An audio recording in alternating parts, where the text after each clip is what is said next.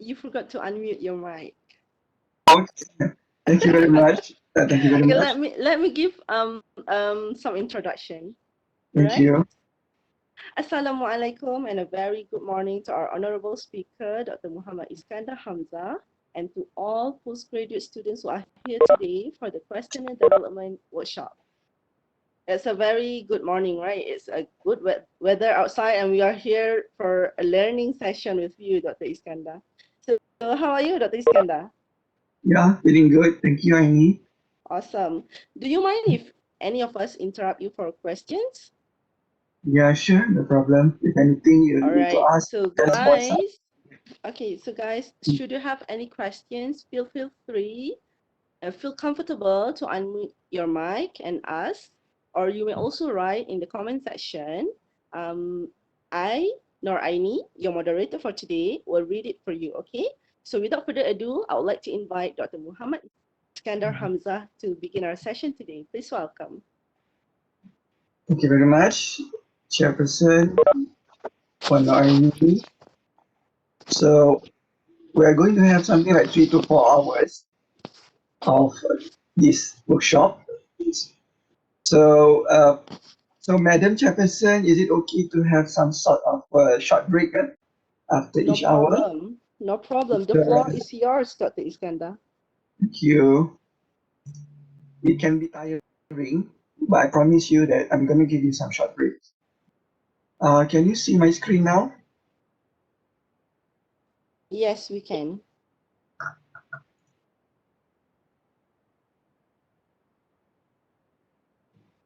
Okay, Assalamualaikum warahmatullahi wabarakatuh and very good morning everyone. So welcome to this webinar entitled Developing Effective Questionnaires.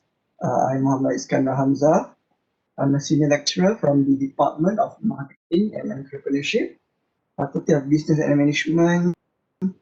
Previously, I was in Institute of Research Management. I was the coordinator handling research matters in your UiTM, but now I'm already back, full swing at the faculty. So I've been lecturing since 2008. Before that, I was a banker with and I'm also a supervisor to several PhD and master students. So I hope my students are here today. Are you here today? Right. So currently we have quite a number of participants. So this is my first time delivering this topic because previously I've been involved like 2 times, presenting and give explanation on how to develop effective framework and questionnaire right now because we are in the midst of a crisis. You know, therefore I hope you can make use of this session. Although we are not physically in a lecture hall, we are not physically face to face. So I hope to make this session highly interactive and also informal. I just would like to know if we have any international students here. Like, for I need to have international students here because sometimes I like to use both language here, English and Malay, because I don't want to sound so formal. I don't want to sound so authoritative. Sometimes when I make jokes in Malay, all right? If we have international students here, Yes, welcome. Dr. Iskandar. We have students from China as well. Okay. So welcome. Although probably I'm not sure whether you are physically here, but you know, thank you and welcome to Malaysia. All right. So first, before I start, I just would like you to know that what I'm going to deliver here would be my expertise and my area is quantitative research. When I talk about quantitative research, we are talking about numbers, facts, and figures. We are talking about the use of statistical tools to analyze this data. Okay, so I hope all of you here actually, you are Kak, being cik you kakak. are doing your research, Masak okay, kakak. based on the Makan dulu lah. based on the quantitative paradigm. All right. Kalau diorang ni saya tengok makin menjadi lah diorang setiap minggu ni ada benda. Rabu, Jumaat. Hi, Jadilah. Kina. Hello, Kina. You forgot to turn off your mic.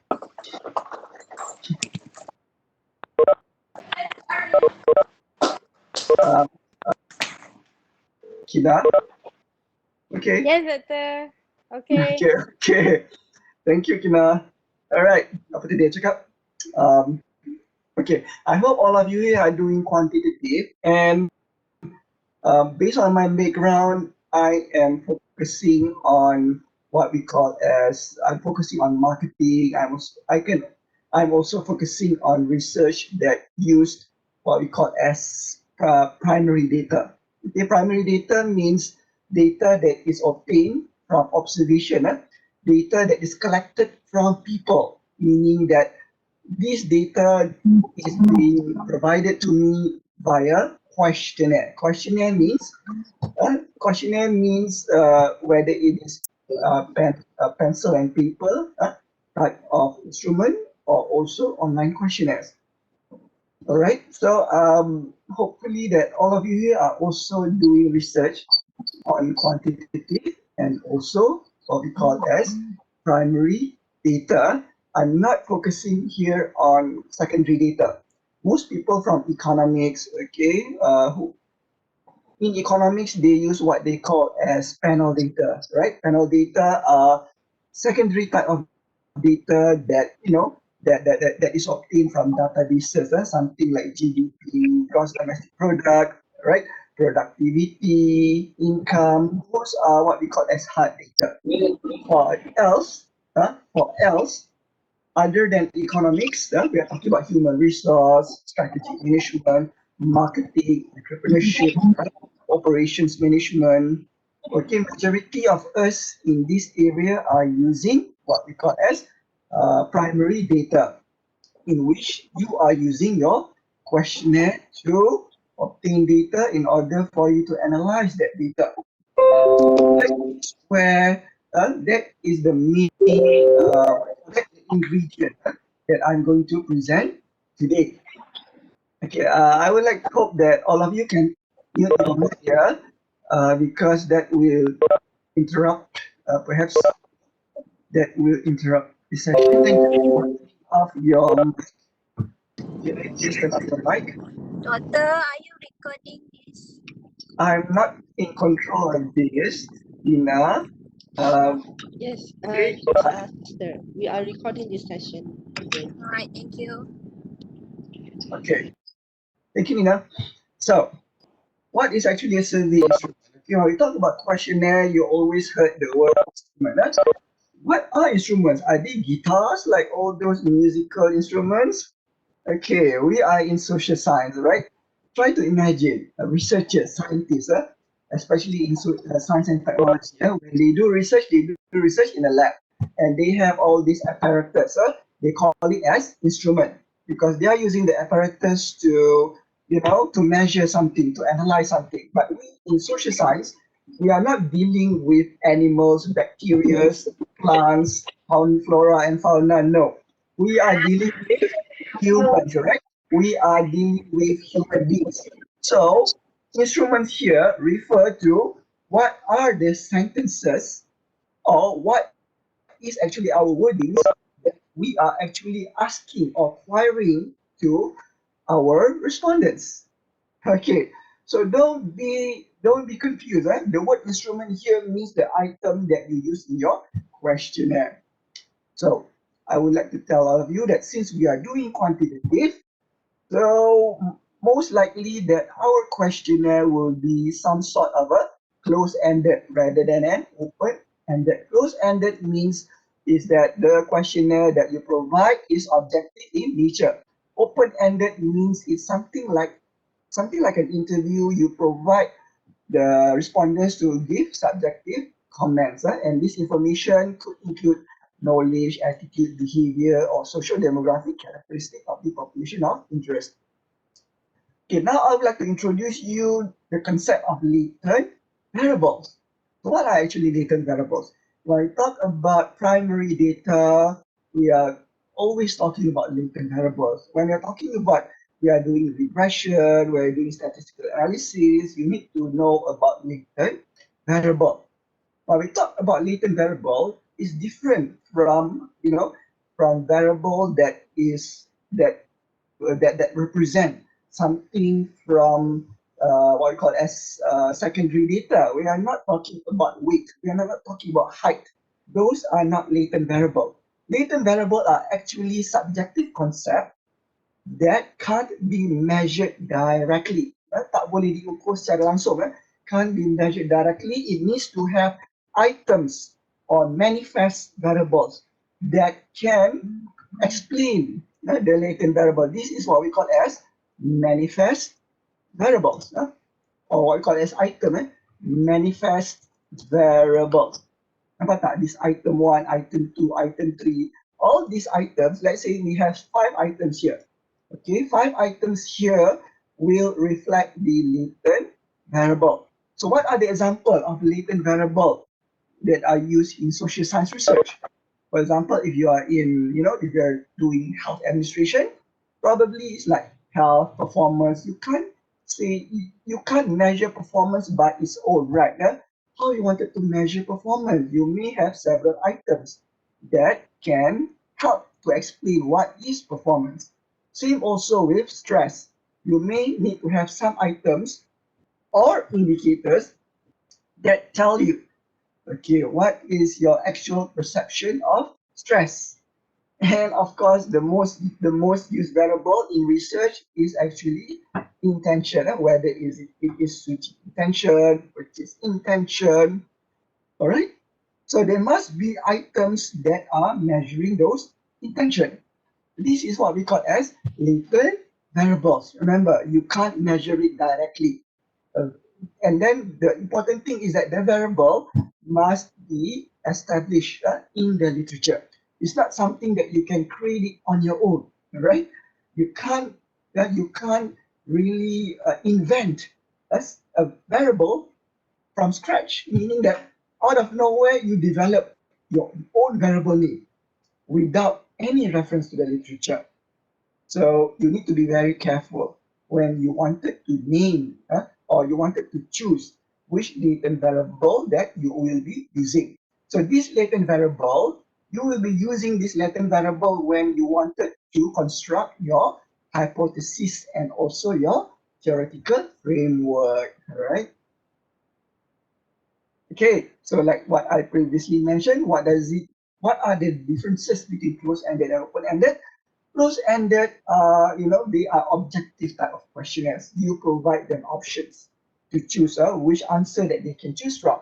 So by having a close-ended questionnaire, actually, it provides you, you can have less rich information compared to open-ended. Open-ended means the answers are more subjective and it's more rich. The intensity of the knowledge is more rich than the close-ended ones. But then the close-ended ones are easy to be codified because they exist in several options. 1, 2, 3, 4, 5, for example, in Likert scale. Therefore, you can quantify. But open-ended, you can't quantify those type of responses. So these are the main differences. And in most probability, you are going to use closed-ended questionnaires, especially if you are doing quantitative-based research, in which you need to supplement with hypotheses that you need to prove when you run your statistical analysis. So when you wanted to conduct a survey, usually this is what we call as self-administered structured questionnaires. Okay, so when you are administering a survey means you need to you need to write in your thesis, how are you going to run your survey? There is a specific section in your chapter 3, we call it as data collection procedure, right? Data collection procedure in chapter 3, or what we call as the method chapter. In this subsection of the chapter 3, you need to always mention how do you collect your data. Most students, they use generic terms, they don't explain very detailed, Hence, you need to explain and elucidate. Elucidate means you explain carefully in detail, elaborate how you conduct the data collection, right? If you are doing study on consumer, you need to mention how are you going to collect the data because you don't have the sampling frame. If that is not a customer, you don't have the sampling frame. So you are probably going something like a face-to-face the type of data collection. You need to inform where are the location in which you are conducting your data collection. Is it something like face to face, or are you conducting telephone interviews, or perhaps are you using Google Forms or SurveyMonkey? In terms of internet or email-based questionnaire, I will tell you later what are the pro and what are the cons of having that kind of survey. So these are the advantage and disadvantage. Right now, we are in a COVID lockdown situation, and I'm sure that you will be wondering, how am I going to deliver my questionnaire? You know, when you are restricted in terms of your movement, when you cannot cross into different district or different states, how are you going to do about it? All right. So let's have a look on what are the differences between different methods of questionnaire delivery. Number one is what we call as physical administered questionnaires. This is the most straightforward and the mostly used type of data collection. Most likely it is being used because, of course, when you have a face-to-face data collection, you have some sort of, you can gain more trust from your respondent because respondents, you know, when they see you, they know you, they have the tendency to, to be friendly and perhaps, they can remember you. And if they have any doubts means if they have any certain uncertainty, they don't know certain meaning of your words, they are very confused, you are always on the spot to tell them what the question is all about. And of course, it's less expensive when administered to groups of respondents. And of course, you can have a high response rate because you are meeting him or her face to face, and and anonymity of the respondent is high because you are not requesting the respondent, to leave their names. So what are these advantages? It, uh, explanation may introduce some sort of, a bias. Sorry, here bias, and it might also take time and effort because you need to be physically present at the premise of the responder. You may need to travel around. You may need to be physically there. So that can be quite a barrier in this time of lockdown crisis. So that is the disadvantage and advantage of face-to-face questionnaires. Now we look at meal questionnaire. For those, these are especially used for those who are doing study in entrepreneurship, in strategic management, in which your respondents are actually derived from a list or a directory or perhaps a sampling frame. For example, maybe if you are in strategic management or in strategic marketing or entrepreneurship, you are targeting your respondents to be firms, right? Manufacturing firms, companies, small businesses. It means that one respond equals to it has to be from a particular company, whether manager or owner. So in this case, of course, you don't have the exact phone number of the owners or the CEOs, the managers. Hence, you may need to deliver a snail mail. Kita namakan mail siput. Snail mail means you put in a you just give a traditional letter. Okay, send it through Post Malaysia or courier service, and you provide a stamp so that the respondent can readily available to respond back to you and without incurring any cost. You put a stamp uh, you put the stamp in your folder, okay, and you return back to the respondent. So what are the advantages? Of course, the anonymity is high, and you can reach a wide geographic locations, and you can also include vouchers. vouchers. Vouchers means, like, say you give prepaid voucher, but for companies they don't interested in prepaid. Probably you can give something like KFC voucher, something like that, as a token of appreciation. All right, and it may be old-fashioned, but then when the respondent they receive something in hard copy, somehow they know that you put a lot of effort in printing that document and sending it to you. And somehow the respondent will feel that, oh, I have this obligation to return this document to you. So perhaps, you know, they can respond. They can respond to your request. So that goes back here to the disadvantages where the response rate is always low, but then the response rate, although it's low, it is much better than sending through emails, right? 30% is actually quite good. Most likely it's around 30% acceptance rate, meaning if you give 100 through mails, you get 30 back, for example. So what are the other disadvantages? You can't clarify questions because you are not physically present or you cannot be contacted directly. That's why you need to leave your phone number in the cover letter of your questionnaire. And then you may need to do some follow up, all right? Although you are, although in the envelope, you provide them with stamps, all right, for them to reply to you. Somehow, it's good if you can call them, okay, to remind them. Hello, sir. I hope I'm not disturbing you. I really appreciate if you can respond to my questionnaire. So you politely request for the respondent to respond. Follow up is very important. You need to follow up. You need to make sure that you contact the respondents and follow up. All right. And the last one is electronic questionnaire. Okay, most students think that, wow, this is very easy. This is something that I wanted to use. I wanted to use email because I know that people will answer. How are you sure? All right, how are you sure? That's my question. Try to imagine. Can you look at your email inbox? How many emails are there in your inbox?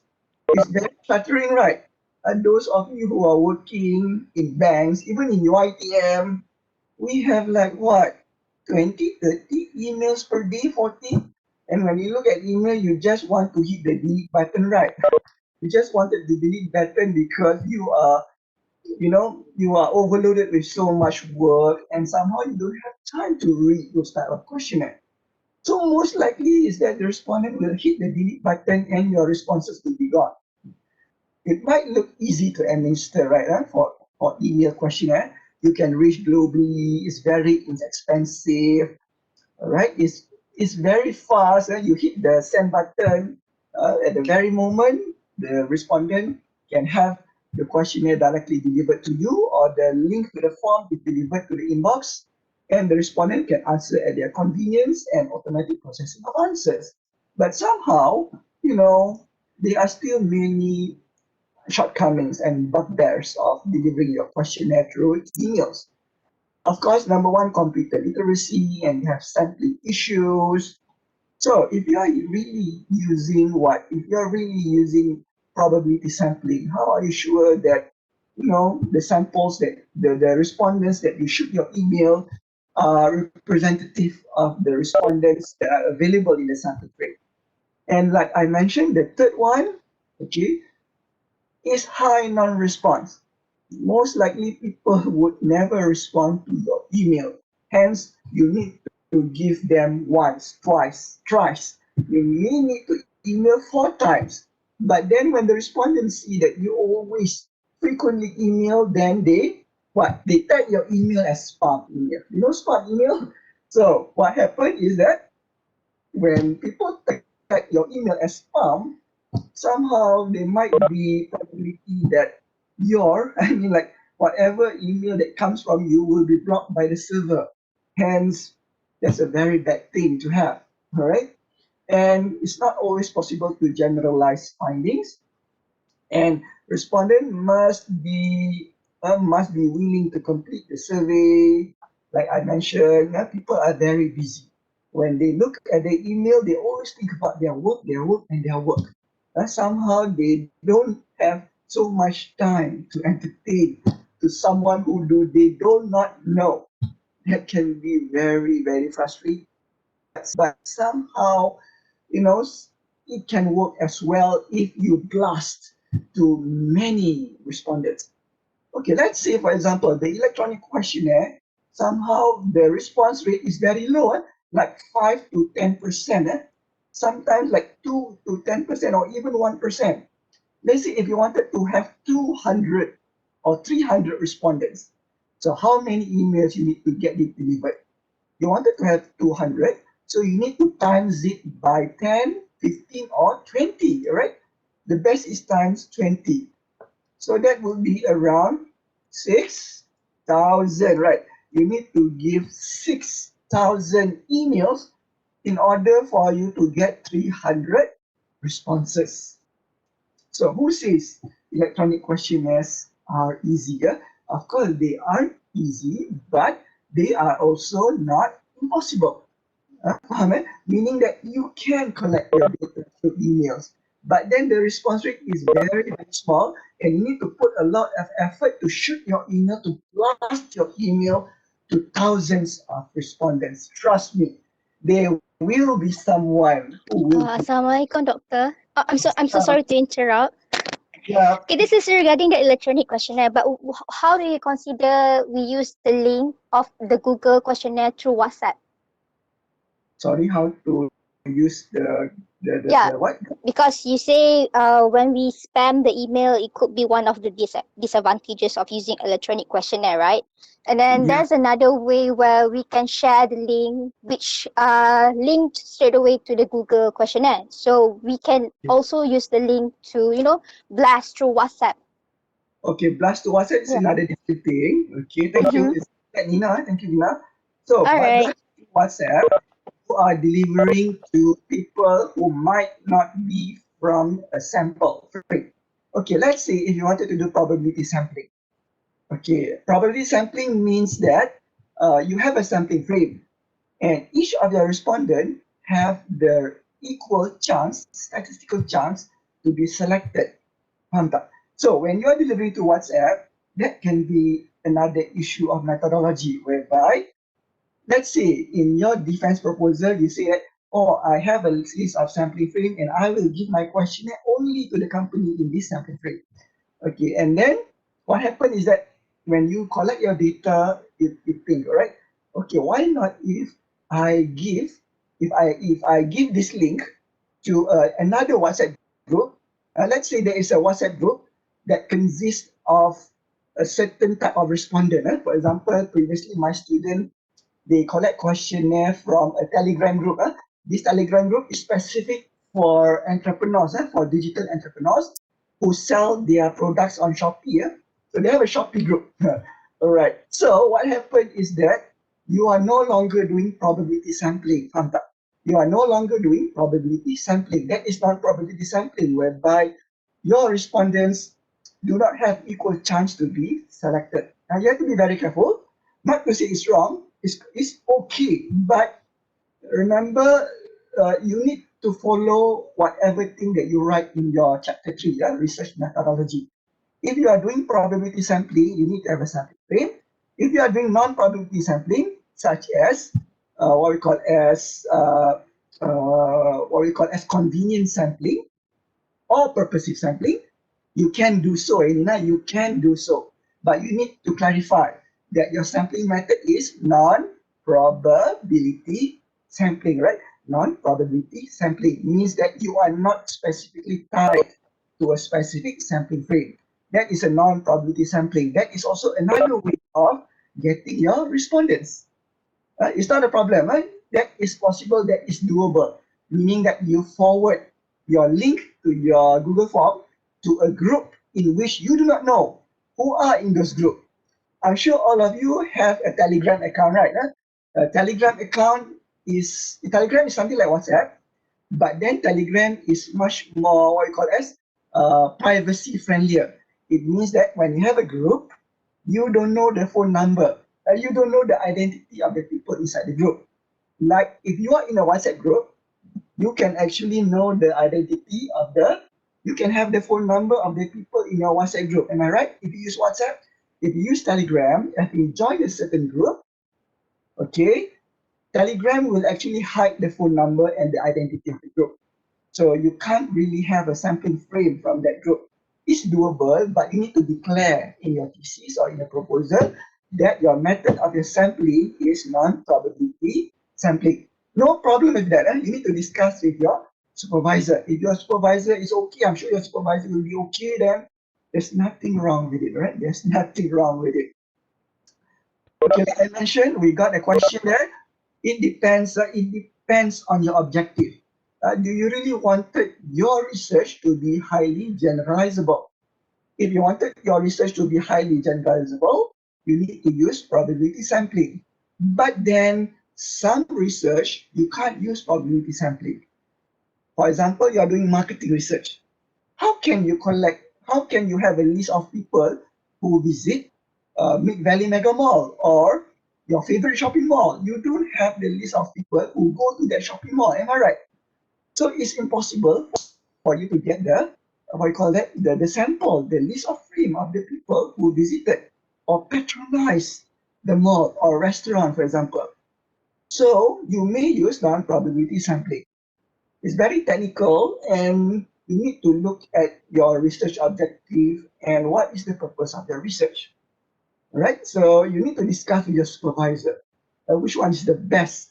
But for those who are doing on entrepreneurship, strategic management, operations management, where your samples are usually factories, manufacturing businesses, most likely, the method, your what you call it, your sampling technique should be probability sampling, because the list of companies, they are there provided by Chamber of Commerce, provided by trade association. Okay, usually the examiners will request if your respondents are companies, if your unit of analysis are companies. We're not talking about customers, we're talking about if you are doing something like organizational performance, meaning that the respondents are organization based.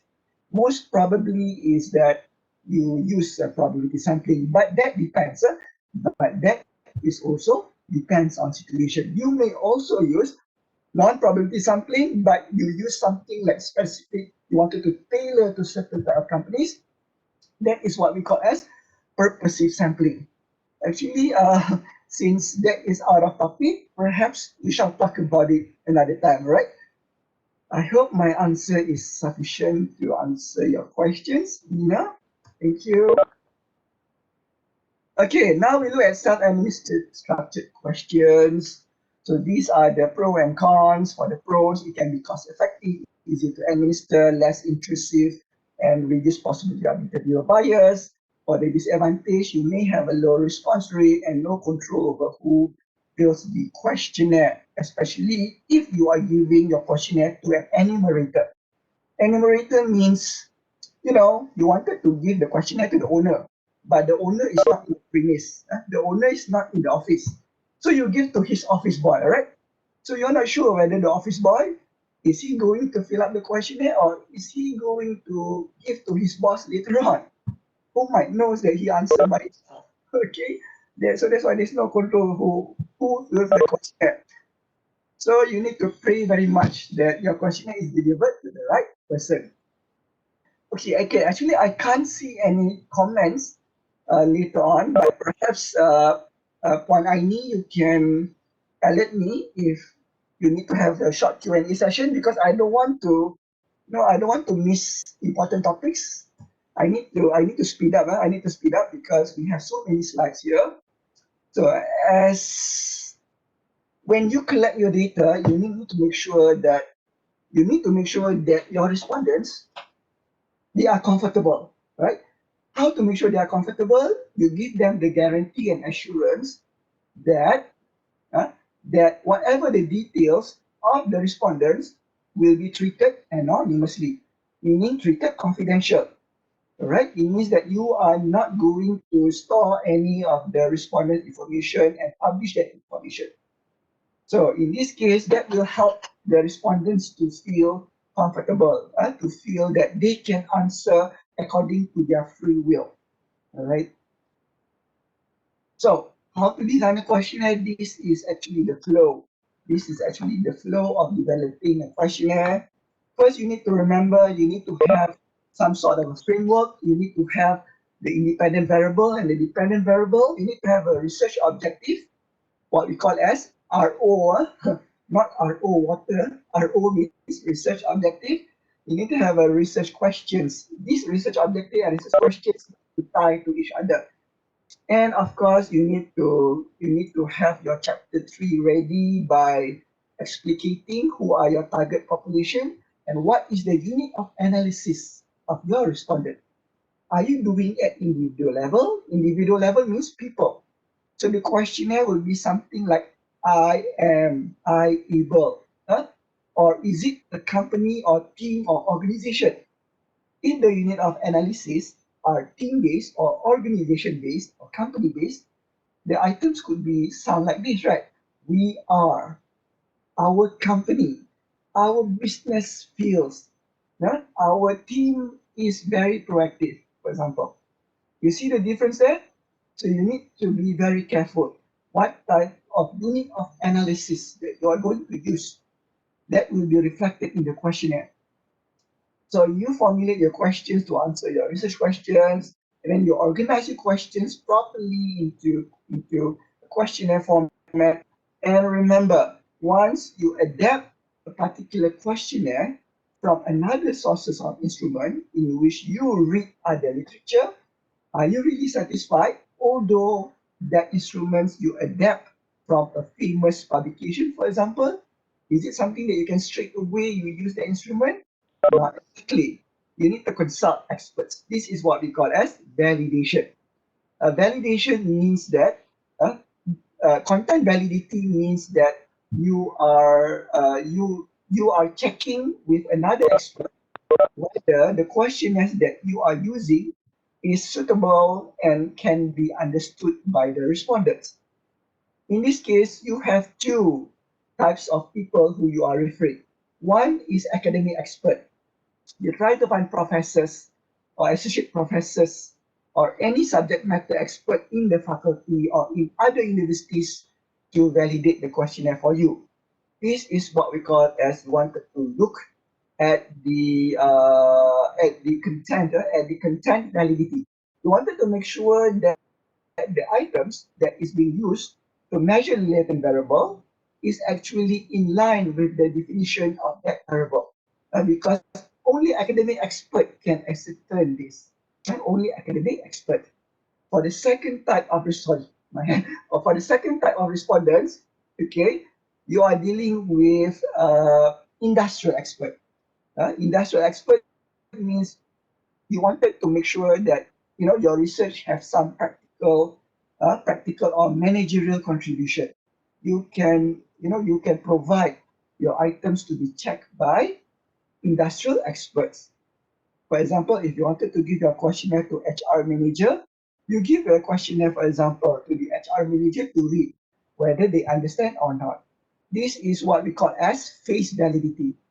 You wanted to make sure the linguistic aspect of your questionnaire is something that is comprehensible. People can understand. People can know exactly what you are asking. Some questionnaires, they are very technical. Huh? They are very technical. Only professors can understand. The practitioners cannot understand. So this is where the practitioners they come into the picture. When you do the face validity, the industrial expert, they can give their opinions. So when you have these two feedback from the academic and from the industry, you discuss with your supervisor, you make some changes based on their recommendations. And once you finalize the questionnaire, and then you go for the pilot test, right? Pilot test. Okay, what is actually pre-test? Pre-test is also a part of how you consult with the expert. Pre-test is you give the questionnaire to a few of your sample, maybe less than 10, like 5 or 6, just to ask them whether they understand or not the questions. And you give only a few of them to a few samples, and you ask them whether the language, the structure, can they understand or not. The translation especially, can they understand the translation, because your thesis is in English, your main instruments are in English, and in Malaysia, probably you need to translate to Bahasa Malaysia, right? So you wanted to make sure that when people read the DM version of your questionnaire, is it something that they can relate to, they can understand, and does the translation really, really reflect the original language? Okay, when you do your pilot study, you just wanted to check if the result will yield a good reliability figure. Usually, pilot study is something around less than 150, around 100 to 120, just nice enough for you to run reliability analysis. And lastly, everyone, this is just being implemented by the university. You need to go to the REC. What is REC? Research Ethics Committee. DBTS has its own research committee. Okay, the faculty has its own research committee in which you need to fill up several forms. You may refer this to the coordinators, either Dr. Hafiz or Dr. Intan. And there are several timelines. There are several timelines. So when you have your proposal, successfully defend your proposal, and you wanted to proceed with your data collection, you need to go into ethical committee first. You need to go into REC, or Research Ethics Committee. So I hope I make this clear, yeah, everyone?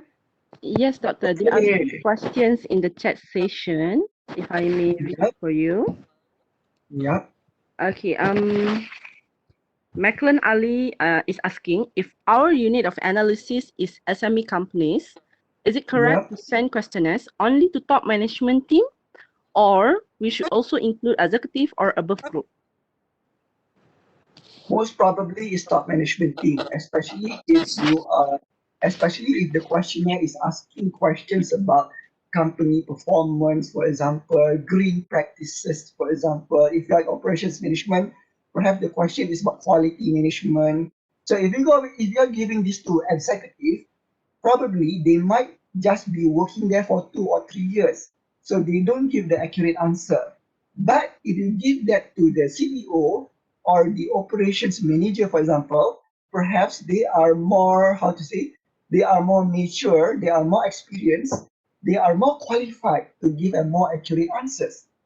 So for that question, I would recommend you to go for the top management, unless if you are doing a study on burnout, stress among employees, that's a different question, right?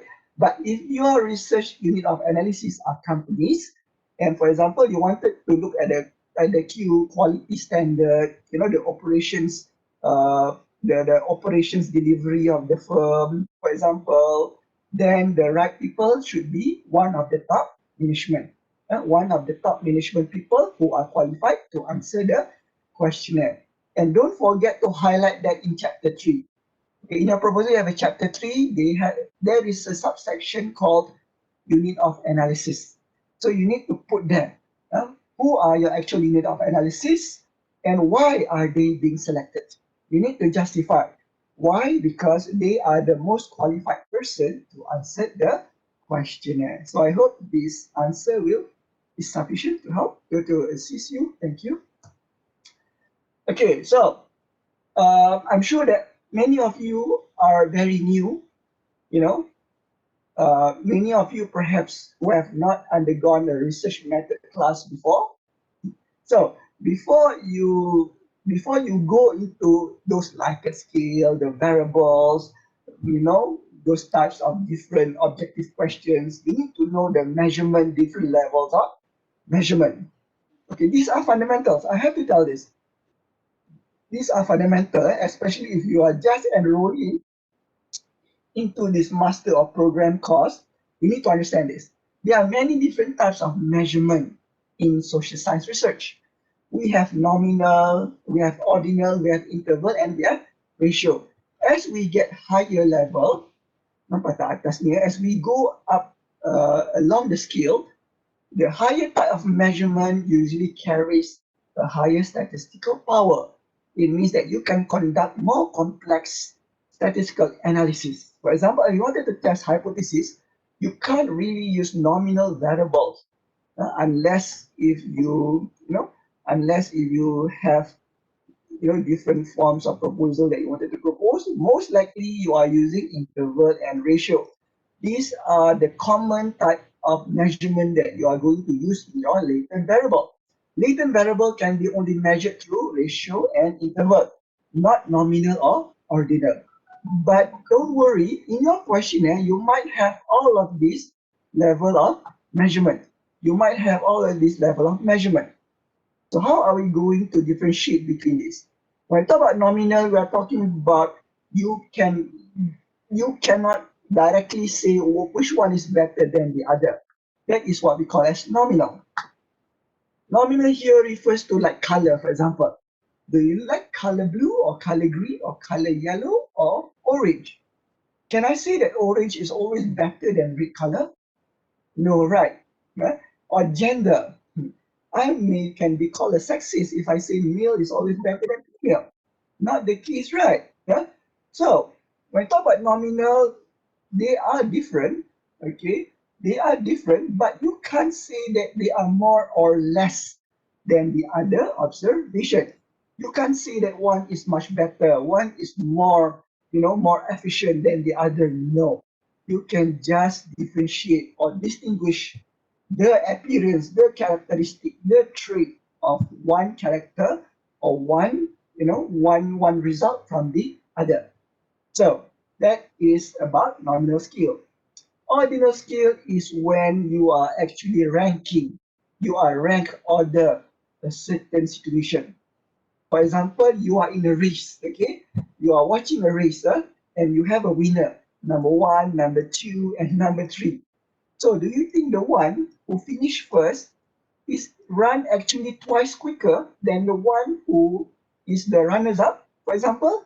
Not exactly right. Maybe the runners up, when he or she crossed the finish line, maybe, the runners up finish maybe by a single hand, just a few seconds or few millimeters from the actual winner, right? Maybe the number third maybe is running far behind.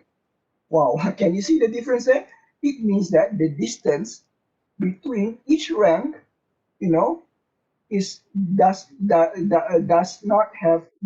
really they don't have a really equal distance between the first rank, the second rank, and the third rank. It just tells you what is ranked above the other, but cannot accurate to tell you by how much.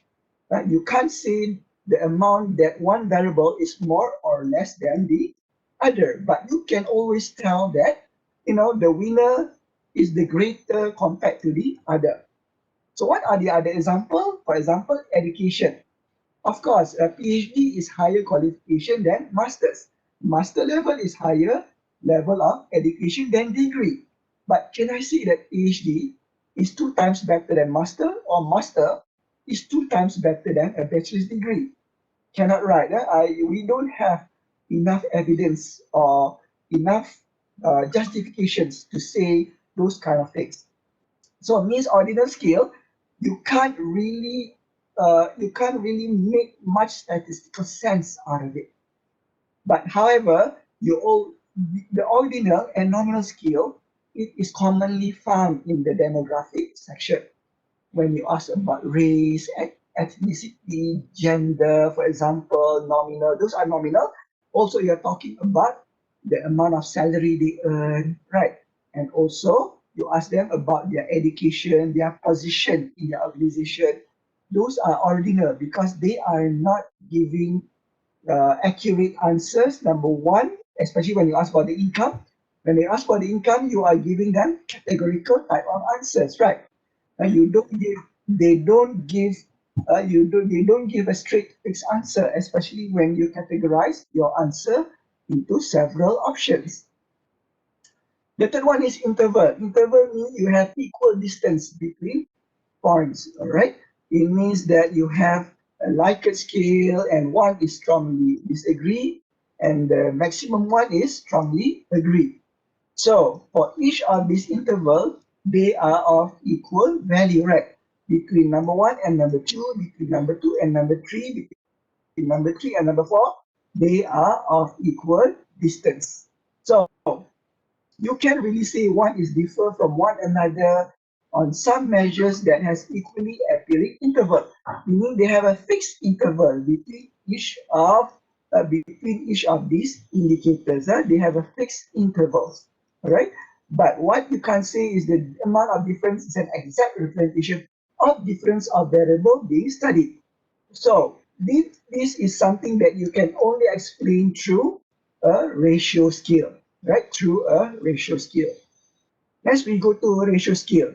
What is the difference between ratio scale and interval scale? A ratio scale has the element of what we call as zero. It has a zero reference point. For example, age, weight, time. For example, time starts from zero. When you kick your timer, it always starts from zero. Also, the weight and age, for example, it needs to have a non-arbitrary zero. So you can always say that one is twice or thrice better than the other, right? So basically, ratio scale carries higher statistical power than other types of measurements, right? But in social sciences, you are not using ratio scale. And because we talked about latent variable just now, most latent variable they use interval scale. So you use a Likert scale from 1 to 5 or from 1 to 7, and whether the polar the anchors are satisfied or not dissatisfied. Yeah? These are actually interval scale. It means that you are measuring a subjective perception, but then you assign certain numbers to it to make sure that it can be quantified. For those who are doing ratio scale, most likely researchers who are in econometrics, perhaps they are doing studies on GDP, on poverty, for example, on economic indicators. Those are exactly in ratio scale. Or perhaps if you are doing clinical studies, you are measuring the age, the weight level, for example, the blood pressure level, the cholesterol level, those are ratio scale. So remember, as you go up from nominal to ratio, you have various and more complex statistical analysis that you can conduct compared to when you use nominal and ordinal. But don't worry about this because latent variable, most of the cases you are using interval type of measurement. And for nominal and ordinal, is just to be used as your control variable, or most likely these are your demographic variables. You are using nominal and ordinal for your demographic variables. Interval you are using for your latent variables, which in turn will be reflected in your framework, theoretical framework, and also your hypothesis. Okay, so remember, so these are the statistical analysis that are available for each of this type of measurement. Remember, if you are doing ordinal or nominal, you can't have mean. What is mean? In statistics, means the average of the value. For example, female and male. Male number 2, female 1, you quote in expresses. Can you get the mean score for gender? 1.5? So, what is actually 1.5? You can't say that, oh, it's half male, half female. You can't do something like that, am I right? So, for nominal measurement, you can't have any mean values, but you can do frequency tables, or you can identify the mode. It means that which category has the highest level of frequency. But for ordinal, you can have a median value, right? You can have median value for ordinal. For interval, only then you can have an arithmetic mean. When you have a latent variable, remember you have a latent variable, you have items representing those variables, and these items are being measured in numbers from 1 to 5, and hence you can generate the mean value of each of the variable. For example, item 1, the respondent score 3, item 2, the respondent score 4, the item 3, the respondent score 4, and item number 4, the respondent score 5. So you calculate the mean value, and that will be the mean value for that latent variable. So this is what we call as analysis that can be conducted for interval type of variable. So for ratio type, it's much more complex, and you are probably not much are going to analyze using ratio scale. Ratio scale you can use a lot of statistical analysis, but for now, we are going to concentrate for your statistical analysis when you run your regression. In most cases, you are doing interval level of measurement. So I hope that you understand the different level of measurement before we go to measures of central tendency. So in latent variables, when you are measuring something, you will going to have what we call as frequency distribution. The y-axis will represent your frequency. The frequency is how many people answer that type of category, right? And the x-axis, all right, will refer to the Likert scale that you are using. For example, the top of the x-axis will be number 5 if you use a Likert scale 5, and the lowest one on the x-axis will be number 1. For example, strongly disagree to strongly agree from 1 to 5. So by using the central tendency, you can later check on the normality. All right, I repeat, the normality of the data. Basically, in social science, you are not going to have a perfectly bell curve data. This is only true if maybe you are doing experiments, or you are measuring weight, or measuring height, for example, height of student in class. Probably you will get this. But if you are running a survey using a latent variable, something like job performance, something like stress, something like turnover intention, something like emotional intelligence, most likely you are going to have this negatively skewed distribution in your data. Why? Because people would tend to answer 4 and 5. Sometimes they answer 4, sometimes they answer 5, sometimes they answer 3 in a Likert scale from 1 to 5. So most likely you will be negatively skewed. Not to say that's a bad thing. That is normal in social science. That is normal in social science.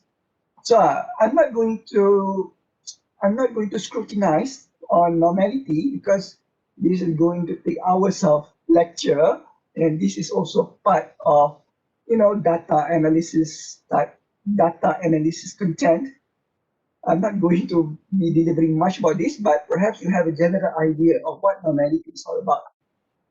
So remember, instruments are very important, because if you don't use the right instrument, your data will become abnormal, one thing, and you can't really produce a good validity in order to run your data analysis. Remember, validity, without validity, meaning that game over, it will be game over for your data analysis. Game over means you can't run your analysis. You need to have a good construct validity in your research. How to get good construct validity? You need to make sure that your instruments are carefully selected. You need to use the right instrument. If the instrument is too technical, people don't understand, and when they answer your questionnaire, when you run your factor analysis, or you run your EFA or CFA if you use SEM, what happened is that perhaps the data would appear to be hanky-panky or very messy. When it's very messy, you can't get a good fit. You can't get a good clear factor structure if you use SPSS factor analysis. Or perhaps if you have so many cross-loadings when you run your PLS or SEM, basically it's game over.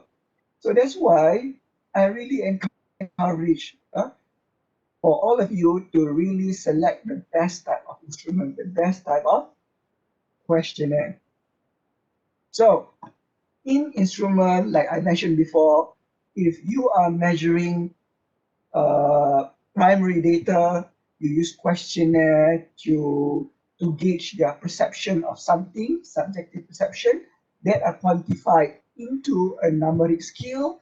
That is what we call as you are using a Likert scale, because every subjective, subjective perception, when converted, when you wanted to reflect into a latent variable, you are most probably using like a scale in which you are measuring their subjective psychometric properties. What are psychometric? Psycho, are they crazy? Huh? In Malaysia, when we talk about psycho, we always think about crazy people, right? Okay, psycho here means psychological metrics. Means something that is subjective, but you wanted to quantify that perception into a proper scale that can be analyzed quantitatively. Hence, you need to have some sort of measurement. You wanted to measure whether do people agree or not with your statements. Hence, you have different choice response format. You have two extremes. Is it positive or it's negative? This is what we call as bipolar scaling method. You wanted to assume that strength and intensity of experience is linear. It means that one skill has a continuum from one to another. The easiest way, the easiest example is strongly agree to strongly disagree. I will show you later on.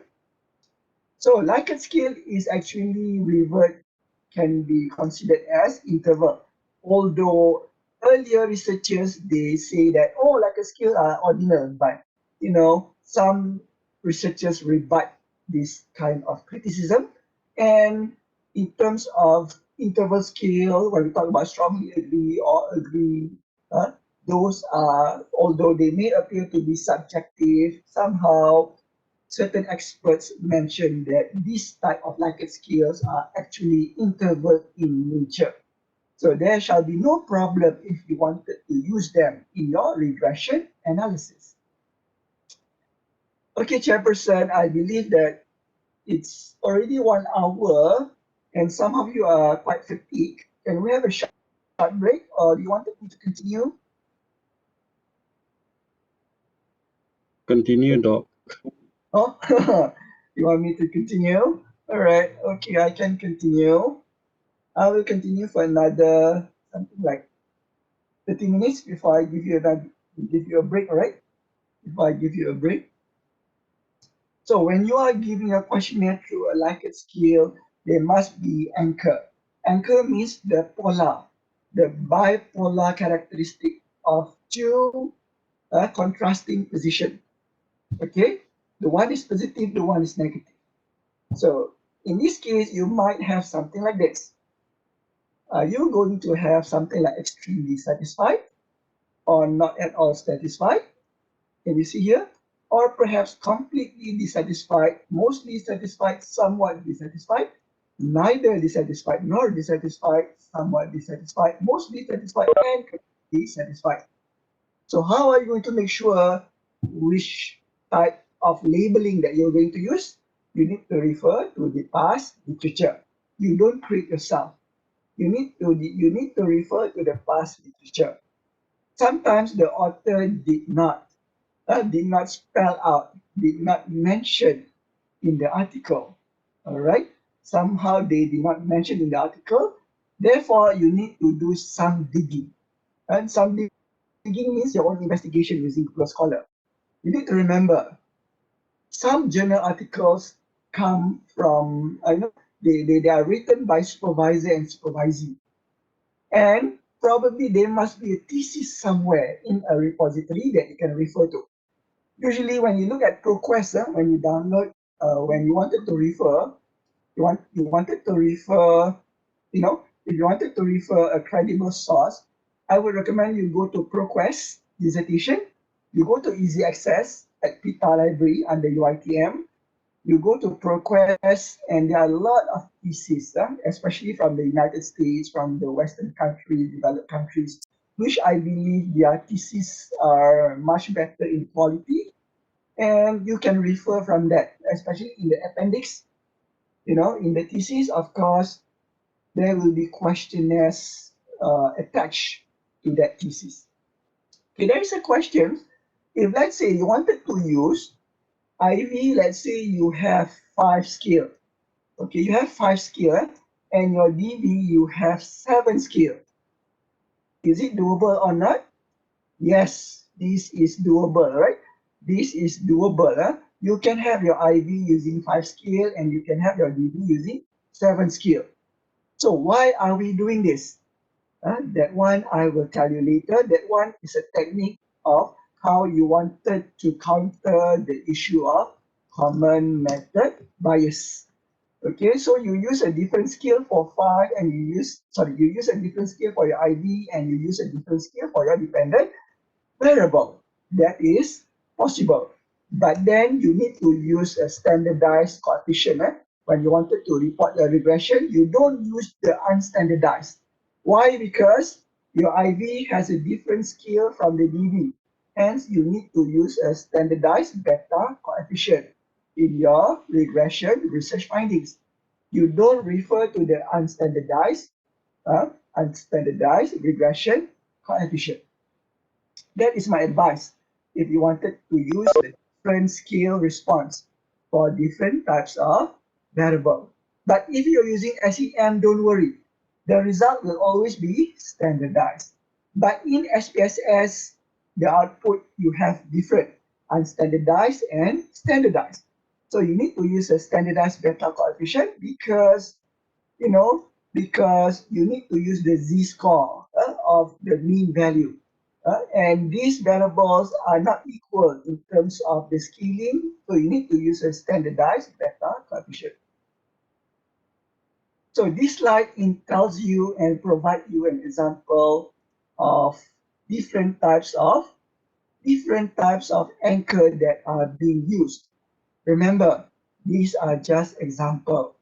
Do not pick and choose arbitrarily according to according to what you like the most. No, you need to refer to the previous literature, whether these like a skill are they really suitable or not to be used in your questionnaire.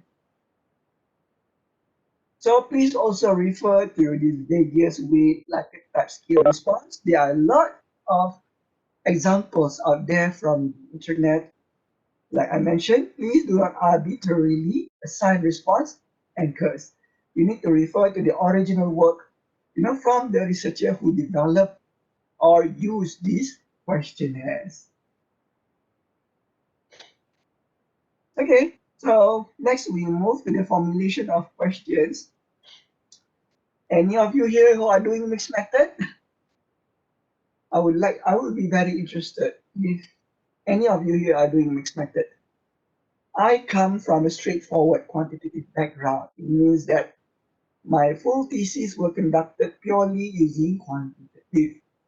So if any of you who are doing mixed method is when you are using two paradigm in one thesis, in one research. You are doing qualitative and quantitative research, either qualitative followed by quantitative or the other way around. If you are doing a research that you wanted to establish new instruments, those are what we call as qualitative followed by quantitative. It means that you interview people in order for you to get qualitative responses, and you make a thematic expression and triangulation based on the data, based on the subjective feedback required. You make sense of all the comments, of all the subjective feedbacks. You find a common theme and you establish the instruments from the qualitative findings. But however, I don't recommend this unless if you really know what to do and unless if you are well equipped with the knowledge about qualitative research. For qualitative research, usually you need to have a supervisor who is very well adept in qualitative and subjective type of research. So remember, in pure quantitative research, you cannot develop your own questionnaire. So you need to adapt or adopt your questionnaire from other established instruments. I repeat again, you are not developing your questionnaire unless you are doing mixed method. And frankly, I'll tell you, there are not many expertise or, for example, supervisors who are actually, who are actually expert in quality. There are few, but most researchers, most supervisors in the faculty, they are basically major in quantitative background. So you need to really check carefully if your research are mixed method or purely quantitative. So if you're purely quantitative, I believe that it's easy for you to follow with what I'm going to reveal after this. So we talk about formulation of questions that you use in your questionnaire. Remember, you have to know what are the variables that you are going to use. You can't invent your own variable. Let's say, for example, you wanted to use emotional intelligence. So you wanted to create something new. You wanted to say that, oh, I'm not going to use on emotional intelligence. I wanted to create my own variable, emotional competence. But in which literature that tells you things about emotional competence? For example, I'm not from EI background, so perhaps maybe I'm not the right person to exactly tell you what is right or wrong. But in my knowledge, there are no such thing as emotional competence. So what happened is that you cannot develop your own variable from scratch. You need to base it from somewhere else. When you base your questionnaire from somewhere else, everyone, you need to make sure that your variable has a specific operational definition. What are operational definition? Okay, so before I go through this, I wanted to share you another slide. Okay, this is what I teach in research method 701. I believe some. Doctor, Yes. sorry. Doctor, before you proceed with this slide, I have Yeah. one question. Yeah. Sorry, my name is Zuraida. Okay, I'll just Yeah. start my videos and then you can see who I am. Like this, Prof. Doctor. My research is a mixed method. Yeah. The idea of my mixed method is to start with the quantitative, then later on the qualitative. But then since you said that normally it is I don't know whether it's a best thing or but since you just suggested it should be started with qualitative Mhm. rather than starting with quantitative, but qualitative and followed by the quantitative, right? Okay. Okay. I Yeah. understand. So So so you which one is the most appropriate for you? yes, yes. I'm doing a research on the um. Of course, it is part of the SME, but it is more on the startup from the social enterprise group. Okay. Okay. Okay. Yeah. So there is an element of social enterprise that I need to embed it within the new strategy that I'm trying to propose to this community. Another thing is the product or services that I'm going to include in my research is considered as a specialty product may not be a expensive or a pricing product, but it is more on the something related with a health product. My supervisor, as I remember, and I when I do, I mean, like we have been known each other. She was doing on the special product for organ donation, which Mhm. is I think we probably have a good chemistry because both of us having a specific product. Okay. But I need your advice.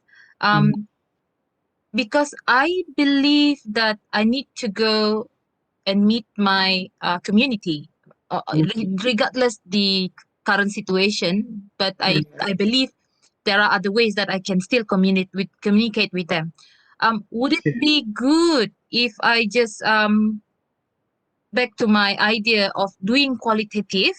Okay, okay. Okay. Okay, it's like this, okay? Okay, thank you, Roy. I think I get the gist of what you're trying to ask. Okay, Yeah. thank you, Ms. Raida. Okay. Thank you, Doc. Okay, so I have to revert to an earlier chapter which I teach in OSM 701 or research method. You need to have a research paradigm when you do your PhD or masters, okay? Paradigm here means what are the philosophy of research that you are using. So is it inductive or is it a deductive? There's no problem if you wanted to run quali first, followed by quanti, or quanti followed by quali. Okay, there are also a few lecturers when they did PhD, they do quali first and then they go quanti, or they do quanti first and do quali. For example, Dr. Shima, for example, she did quantitative first, followed by qualitative, because her supervisor from UM, for example, wanted her to explain why are these, why the relationship between variables look like this. For example, she needs to have more explanation. So that's why you need to have first. I'm not, I'm not going to tell you whether it's right or wrong to use either quali first or quanti first. You need to justify why you are using that. But Okay. when you say you are doing your quanti first, Mm-hmm.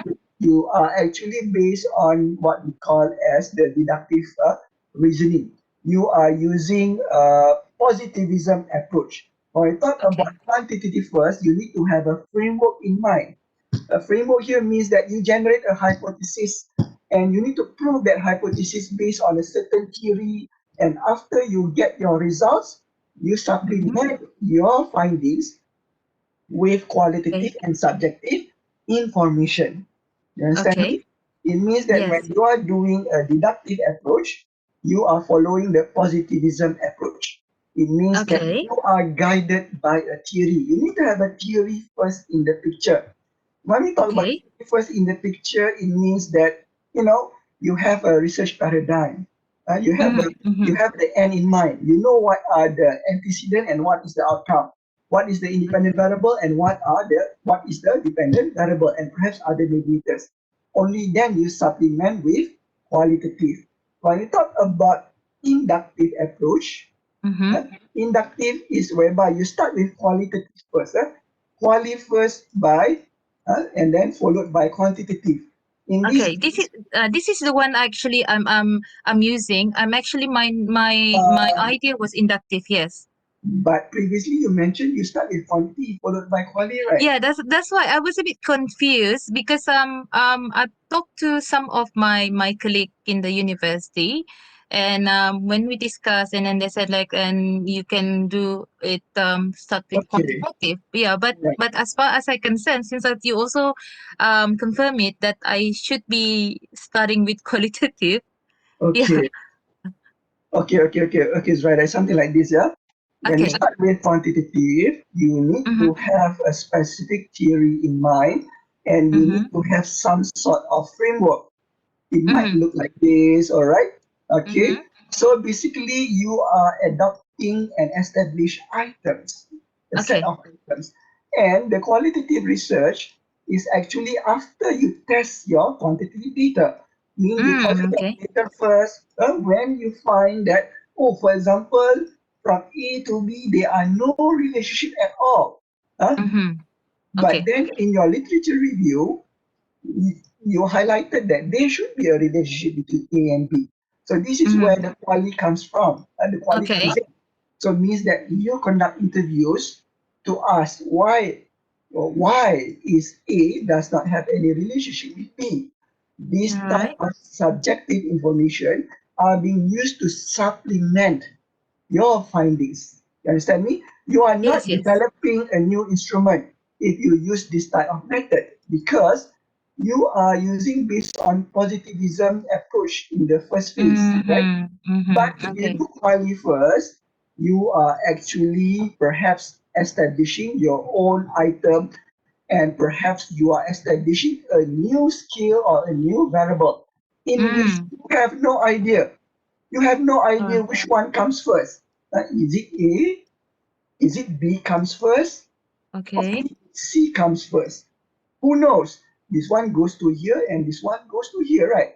Mhm. Because Yes. based on social constructivism approach, you have no idea what does the theory looks like. What does the framework looks like? It means that from your interview, only then you establish the variable. Okay, let me say something.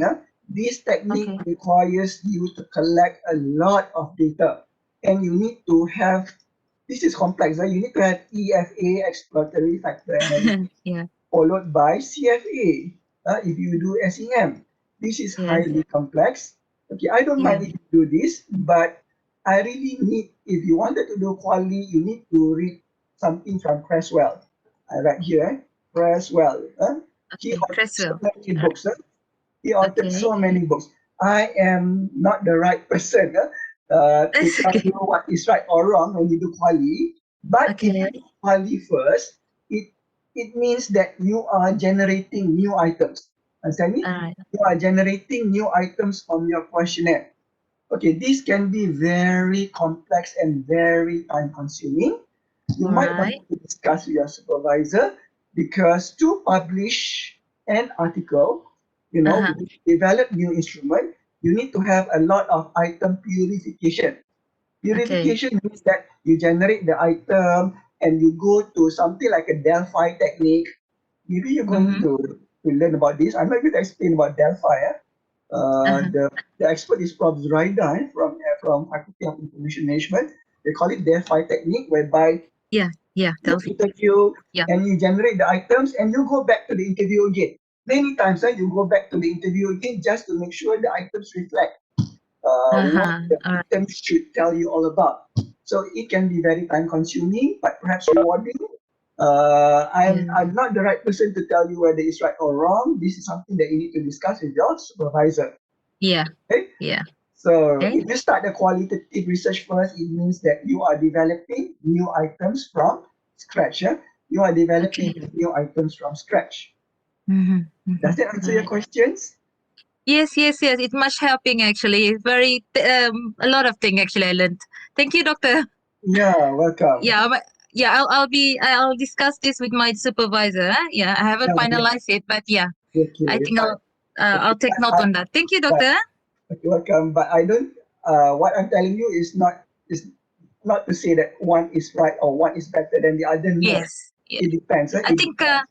yeah, I think I see that yeah, there is an option that I probably have to look on the designing it back or redesigning it, because yes, the idea was at first was using the quantitative and qualitative, or qualitative and quantitative have Yeah, not really clear with me. yeah, But yes, I do have the idea of what I'm going to do. yeah, It's just that I'm looking now on the right method. yeah. And as well as, since you said Okay. it's something to do with time consuming, then I'll probably have to reconsider it. Yes, Yeah. you need to read the Okay. book from Creswell. Okay. Yes, exactly. Thank you, doctor, so much. Thank you so Okay. much. You're Okay. welcome. Okay. So now we go to operationalizing concept. Remember, the concept must be very well elucidated and explained. Huh? When you have a variable, it means that in quantitative, I'm not talking from qualitative perspective. In quantitative, you need to operationalize. Operationalize means you put the variable into context. All right? You put the variable into context. Most students sometimes they like to take the generic terms. They like to adapt a generic definition from a particular article. For example, purchase intention. This is widely used by majority of students. Okay, they wrote purchase intention, for example, is the intention of a person to to have prior to a certain behavior. But is that correct? Okay. Is that correct? Not correct, right? Not to say not correct, not accurate. You must tell the intention or the probability of the person to purchase a green product in the near future. That is the better or the more accurate definition, okay, for that specific variable. That should be the way how you define your variable. You don't want your variable to be very loose. Remember? So when you look at definition, there are a lot of definition in many types of articles in journals. How you're going to pick the one that best define your variable? Therefore, you need to look at the items that are being represented by that particular definition in that journal articles. You need to look carefully at the items. Some variables, they have same what you call it, same name. The variable has similar names, but the definition can be different. The context can be different. So that's why you need to understand. You need to carefully elaborate and define your variable into the context of research that you are doing. It's not easily you pick cherry picking. That is what we call cherry picking. You find one definition that you think is right, and you mention that in your definition, in your proposal. You need to think carefully. You need to look back at the particular articles, whether these terms are they, the definition are they suitable or not. And you don't have to follow the definition word by word. No, you can adjust the definition according to your context, like I mentioned earlier. For example, Venkatesh in Utah or Davis in TAM model, technology sector model. Maybe their definition of what we call that, their definition of use intention is perhaps, okay, for example, I intend to use this e-filing or e-government service. So if you are doing on green product, you need to change the definition, right? You can't use the word e-government service. You need to change the context on how, what your research is going to be dealing about. Right? You can't just cherry picking and using, a definition word by word that somehow doesn't reflect the thing that you are actually doing. A word may have different meaning. Macam kita tadi, a word may have different meanings when used in different situations. So operational definition should be very precise and be framed to a specific context to avoid variation and confusion in interpretation. Okay, this is just an example. For my PhD thesis, I did my research on market orientation. So market orientation have many interpretations. You have Coley-Jaworski version, you have Nava and Slater version, and you have this thing called internal market orientation. There are so many proponents who have, revolutionized the construct into another different construct. Hence, I need to be very specific. For example, I use individual market orientation. It means that my construct is at the employee level rather than the organization level. Okay, market orientation is originally developed for organizations. It means that the questionnaire item will be reflected in items such as we, our organization. But in my research, the respondents are salespeople, and the items in the questionnaire might read I, for example, I am capable.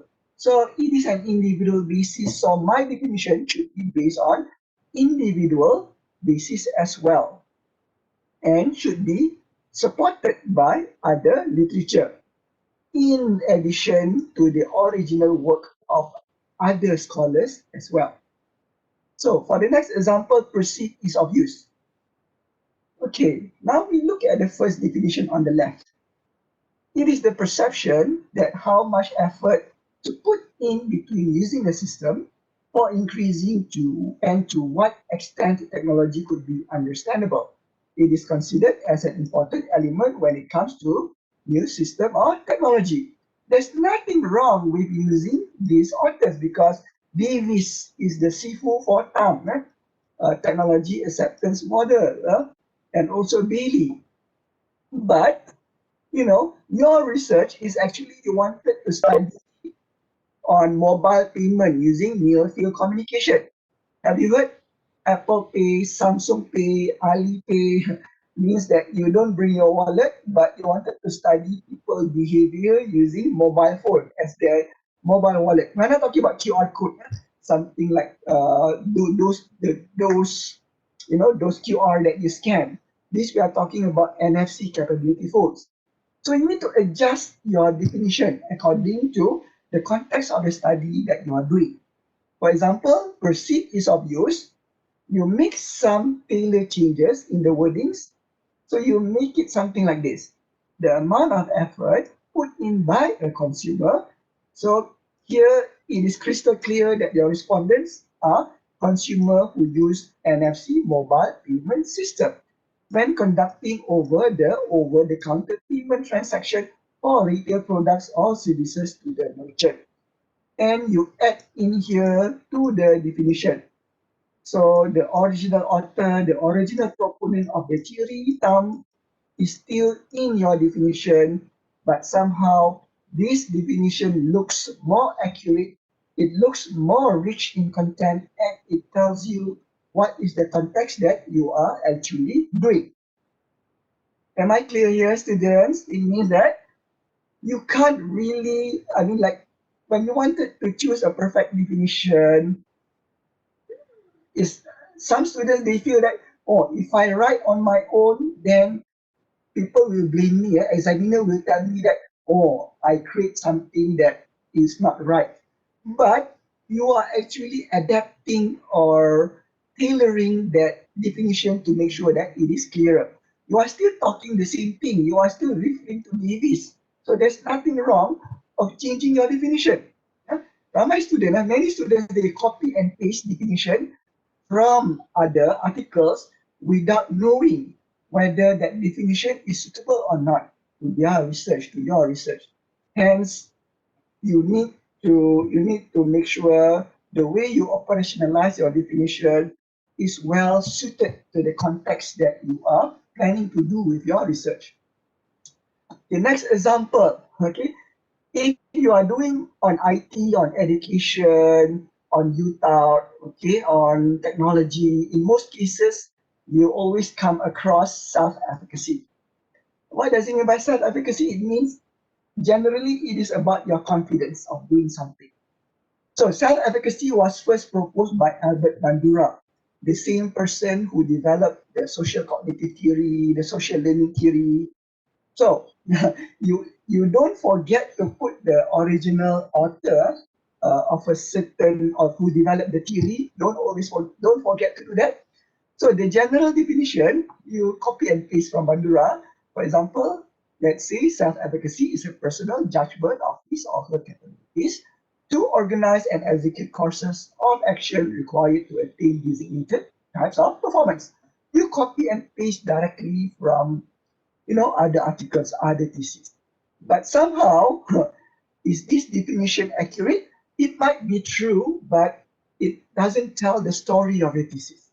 So let's say you are doing on online password, your behavior of changing your password online.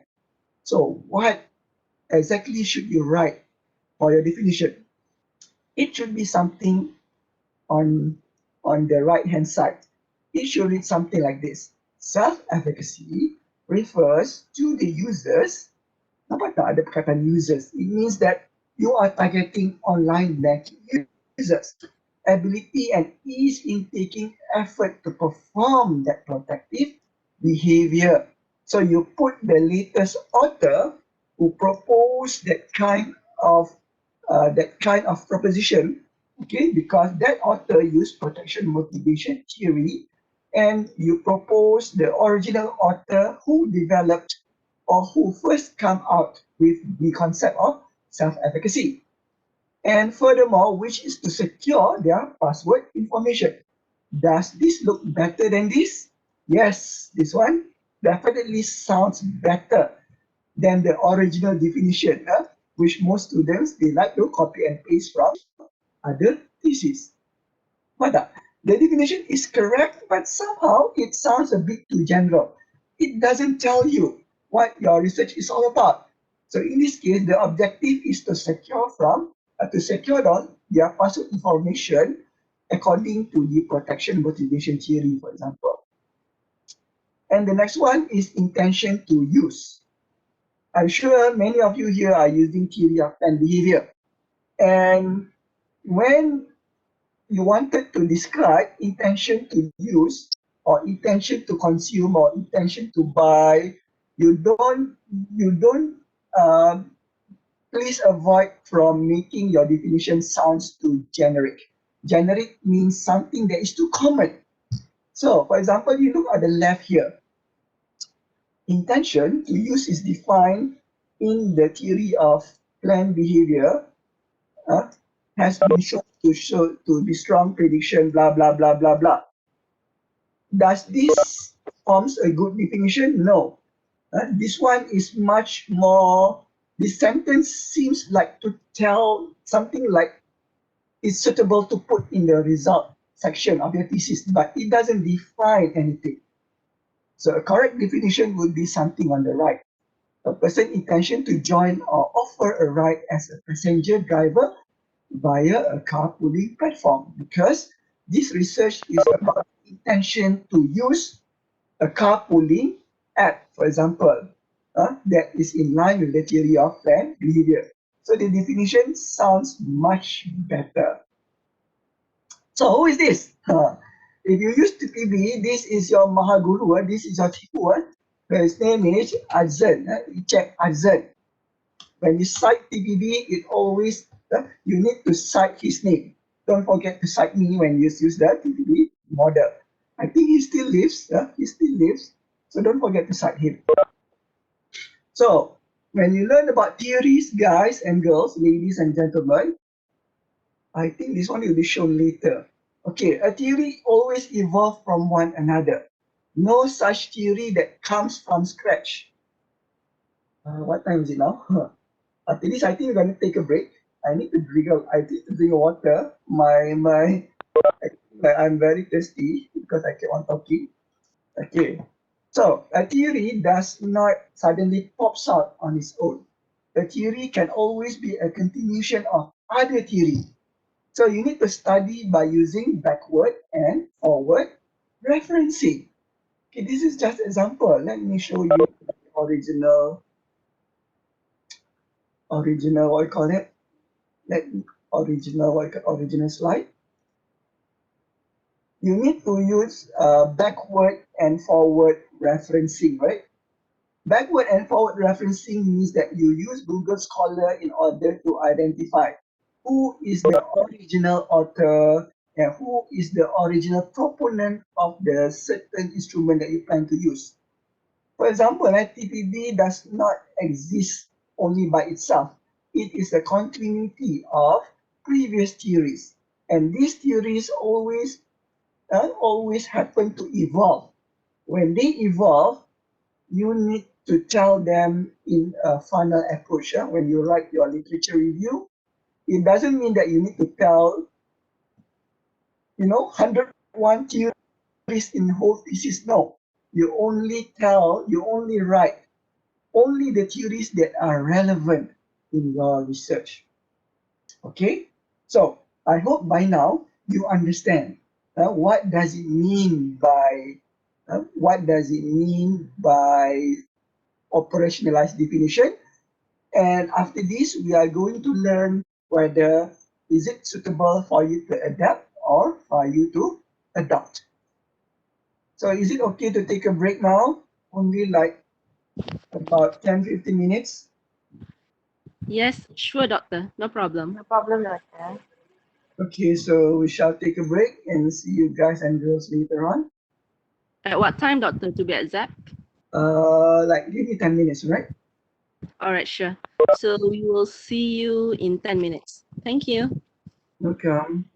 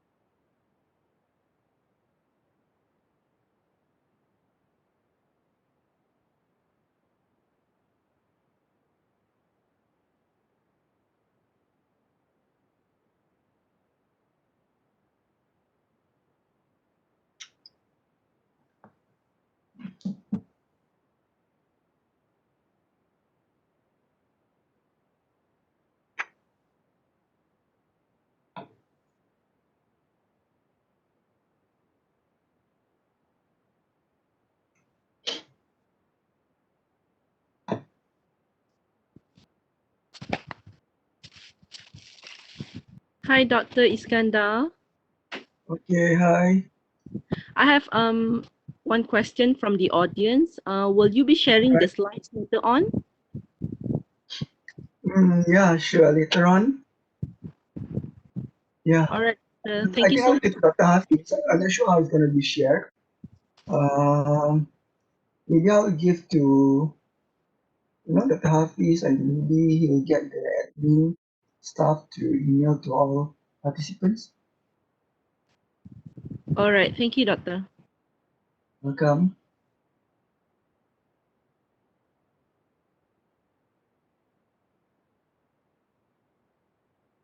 Okay, perhaps can I start again?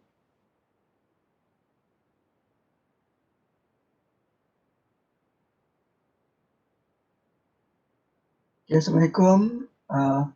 Good morning and welcome back, everyone. I heard you have a ample time of the break session to at least have some cup of tea or coffee. All right. So for this part, when you already know, when you have your framework in place, when you already know what variables are going to use, next is for you to survey what items or instruments are actually suitable for you. And you need to do some digging on the internet. Nowadays, everyone, it's not like the old days. You have to go to the library and you have to browse through, hundreds of volumes of hard copy journals just to find and read the article.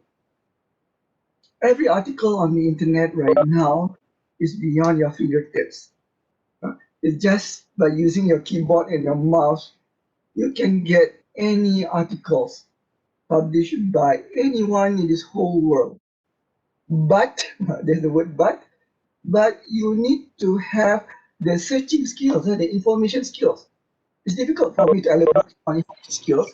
That will be for another session. What I wanted you to do is for you to really scrutinize. You really scrutinize the available online databases. Try to collect and gather as much items as possible, basically from repetitive journals. You know what is repetitive journals? Reputable journals. It means those journals that are indexed in WOS. We're talking about Web of Science and Scopus. Okay, because uh, these two are indexing body. They are not the full text provider. They are not publisher. They are just indexing body which are recognized by governments, by researchers, by the scientific community all over the world. Okay, so you need to make sure the articles that you refer in order for you to obtain your instrument, the journal, and the publication are indexed in these two databases. We're talking about WOS, Web of Science, and also Scopus. Web of Science is a bit tricky for you to use because you need to go to easy access. Easy access that is provided by the library. But for Scopus, it's much more easier. You just need to go to w.cimagogr.com, right? SCIMAGO. Cimago GR stands for journal rank. And if the journal is listed, you need to make sure whether has it been discontinued, like Asian Social Science, right? Like International Journal of Supply Chain Management, those are delisted already.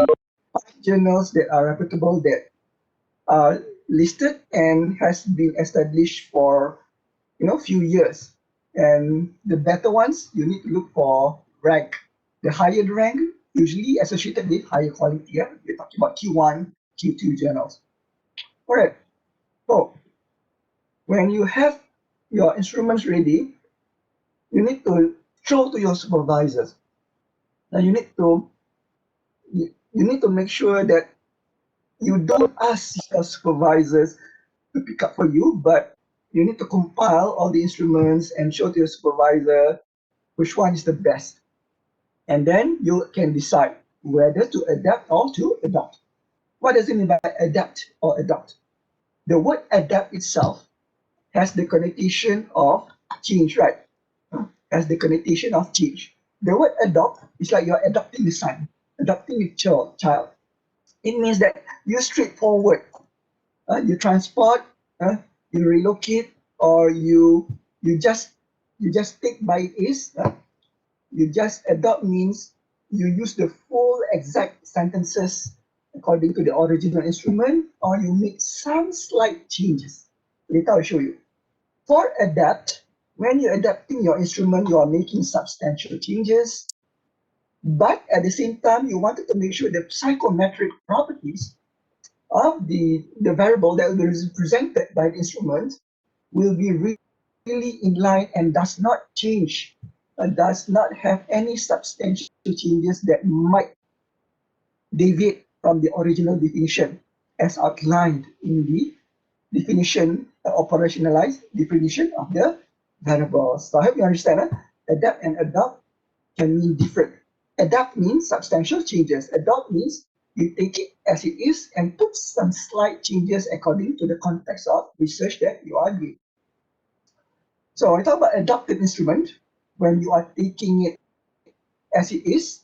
So you need to understand when you find an instrument in the questionnaire, usually it's easier where to find the instrument when you look at a particular article, usually when the author analyzed the data using SEM, there will be a table. They call it measurement model. In the measurement model, the authors usually they describe the validity and the reliability of the items that represent the construct used in the research. Usually the name of the items or the wordings of the items will be disclosed and illustrated in that table. Hence, you need to look at the finding section and the instrument section. So where is the instrument section? It's located not to say in chapter 3, we call it in subsection 3. Just like thesis, an article consists of mainly like 4 to 5 parts. First is introduction, second is literature review, third is methodology, fourth is result, number 5 is discussion and conclusion. So you look at the third heading of the article, there must be a section on methodology. Every articles that reported data analysis results should have a methodology. So you look at the instrument section and you need to dig and you need to read between the lines. Who developed the instrument?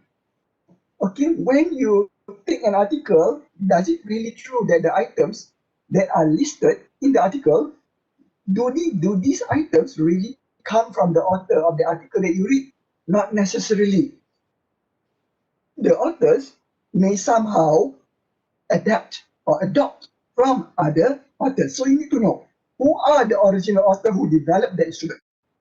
For example, if you refer to my article, am I the one who developed the items? No, I'm adapting it from someone else. That is what we call as backward referencing. You need to keep on searching by checking on the reference section, by keep on linking one to another article to know who are actually the proponent or the creator or the developer for the instrument. And it's also good to know who validated the instrument and what are the other studies that have used the instruments. I'm also a reviewer for many journals and also examiner for Viva. Okay, I have this paper from Iran. I can remember I was the reviewer for Journal of Islamic Marketing, and I did not know the author because this is a blind review. So my concern is that the author used an instrument, which nobody uses. All right, nobody used the instrument, and the instrument has many grammatical errors that can be a concern. So when you see a journal article published, you can't say that it's good to be used in your research. You need to make sure that that kind of study have ample citation, meaning other people also are referring to that article. So you can know whether the article is good or not. Just like thesis, we have millions of articles in this world. We have the good ones and not to say the bad ones, the less better ones. So you wanted to have instruments that have been cited or used by the top ranked journals, articles from top ranked journals. All right. So these are the example of how you wanted to write, especially if you adopt a certain instrument from someone else. Later on, you will go. I'm not going to read this. You will refer to my slide. When we are looking at adapted instruments, you are actually somewhat adopting it, but you make necessary changes to because you think that the instrument might not be sufficient to really capture the information that you intend to capture. So these are example of how you wanted to report how the instruments are adapted in chapter 3. This is also another example. Okay. So what kind of keywords that you can find here? For example, let me zoom in. Can you see here the industry experts suggested few modifications? This is where you did your validation. Remember I told you earlier, you need to meet the industry experts, and this is where you do modification to the skills that you plan to adopt from someone else. Okay?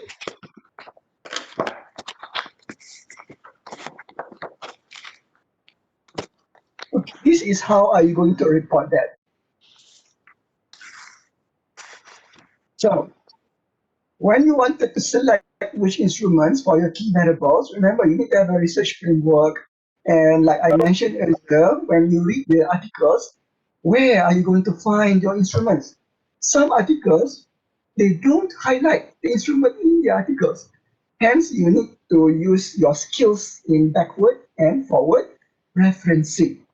But in most articles that use SEM, structural equation modeling, be it AMOS, be it Smart PLS, be it Visceral, usually they will have, like I mentioned, a table to describe measurement, the measurement structure of the model. Usually, the author will highlight the loading, the composite reliability, or the validity statistics. Usually, the items will be written there in the table. There are many set of instruments. Some may fit in the research, like I mentioned. Some came from reputable sources that edit good research practices, while others do not. So always be careful. If you think that the items, you really like the items, but how are you going to be sure that these items can actually represent or can exactly reflect the thing that you wanted from your respondent?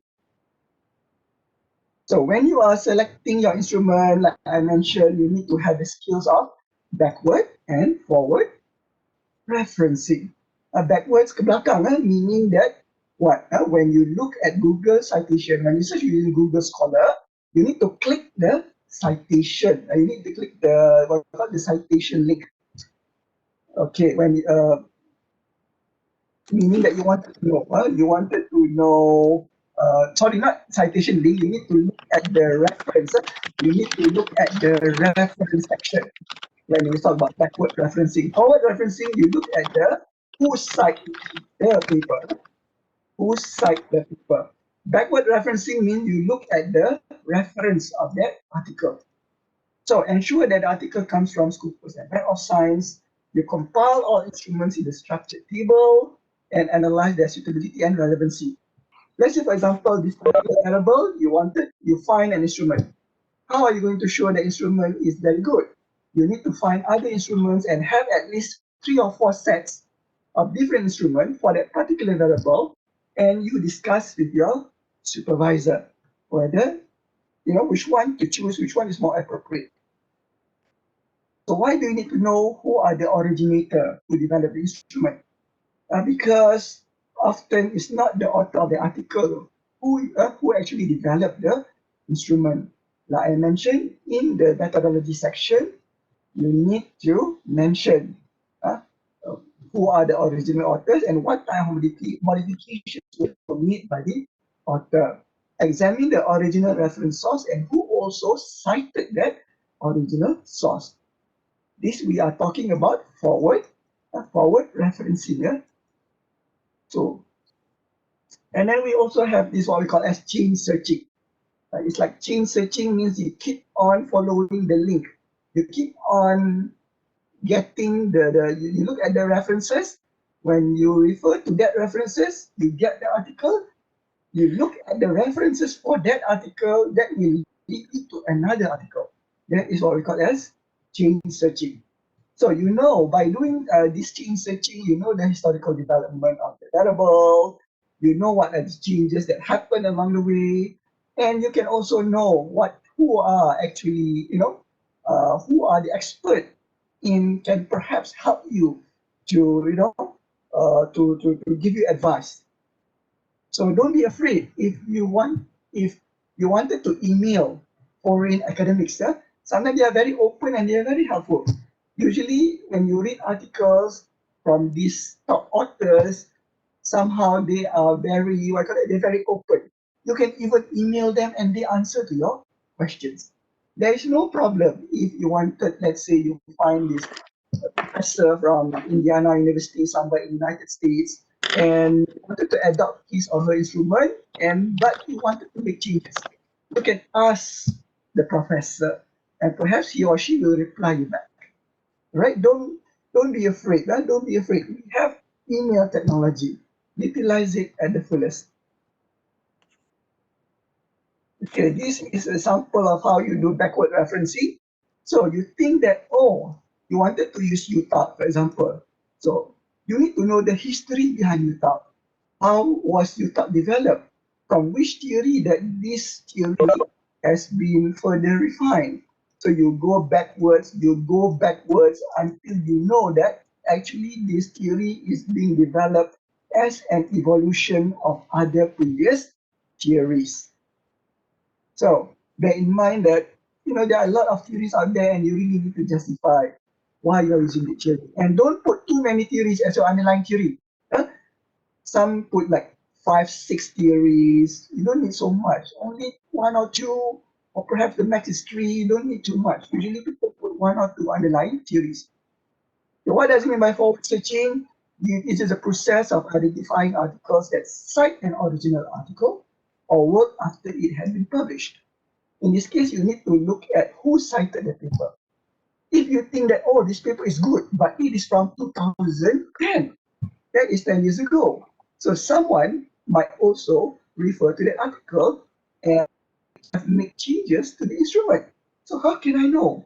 So that's why you need to have the skill of doing forward referencing. I'll show you after this. So the benefit is to expand the knowledge on the topic by locating follow-up studies. Okay. And then second is to identify new findings, if there is any. Okay, you think that, I'm the first one who developed this model. I'm the first one who used this moderator. I am the one who developed this as a new novel. How do you know? You need to keep on searching backward and forward. Only then you know. What's the purpose of you doing the same thing all over and all over again? Remember, when you are doing PhD, especially, you need to have a novel contribution. You are not something recycling what other people have done exactly as it was. So keep on looking. Whether you can't really say that, I'm the first one. There are no studies that have been conducted. Usually examiner will pinpoint. How are you sure there are no studies? So the best word for you to write is, there are very few studies or little studies have been made. You never say, this is no studies. My study is the first one.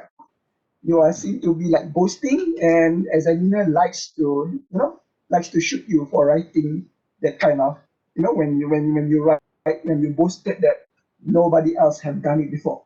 So examine and consider new methodologies or analysis that will be used.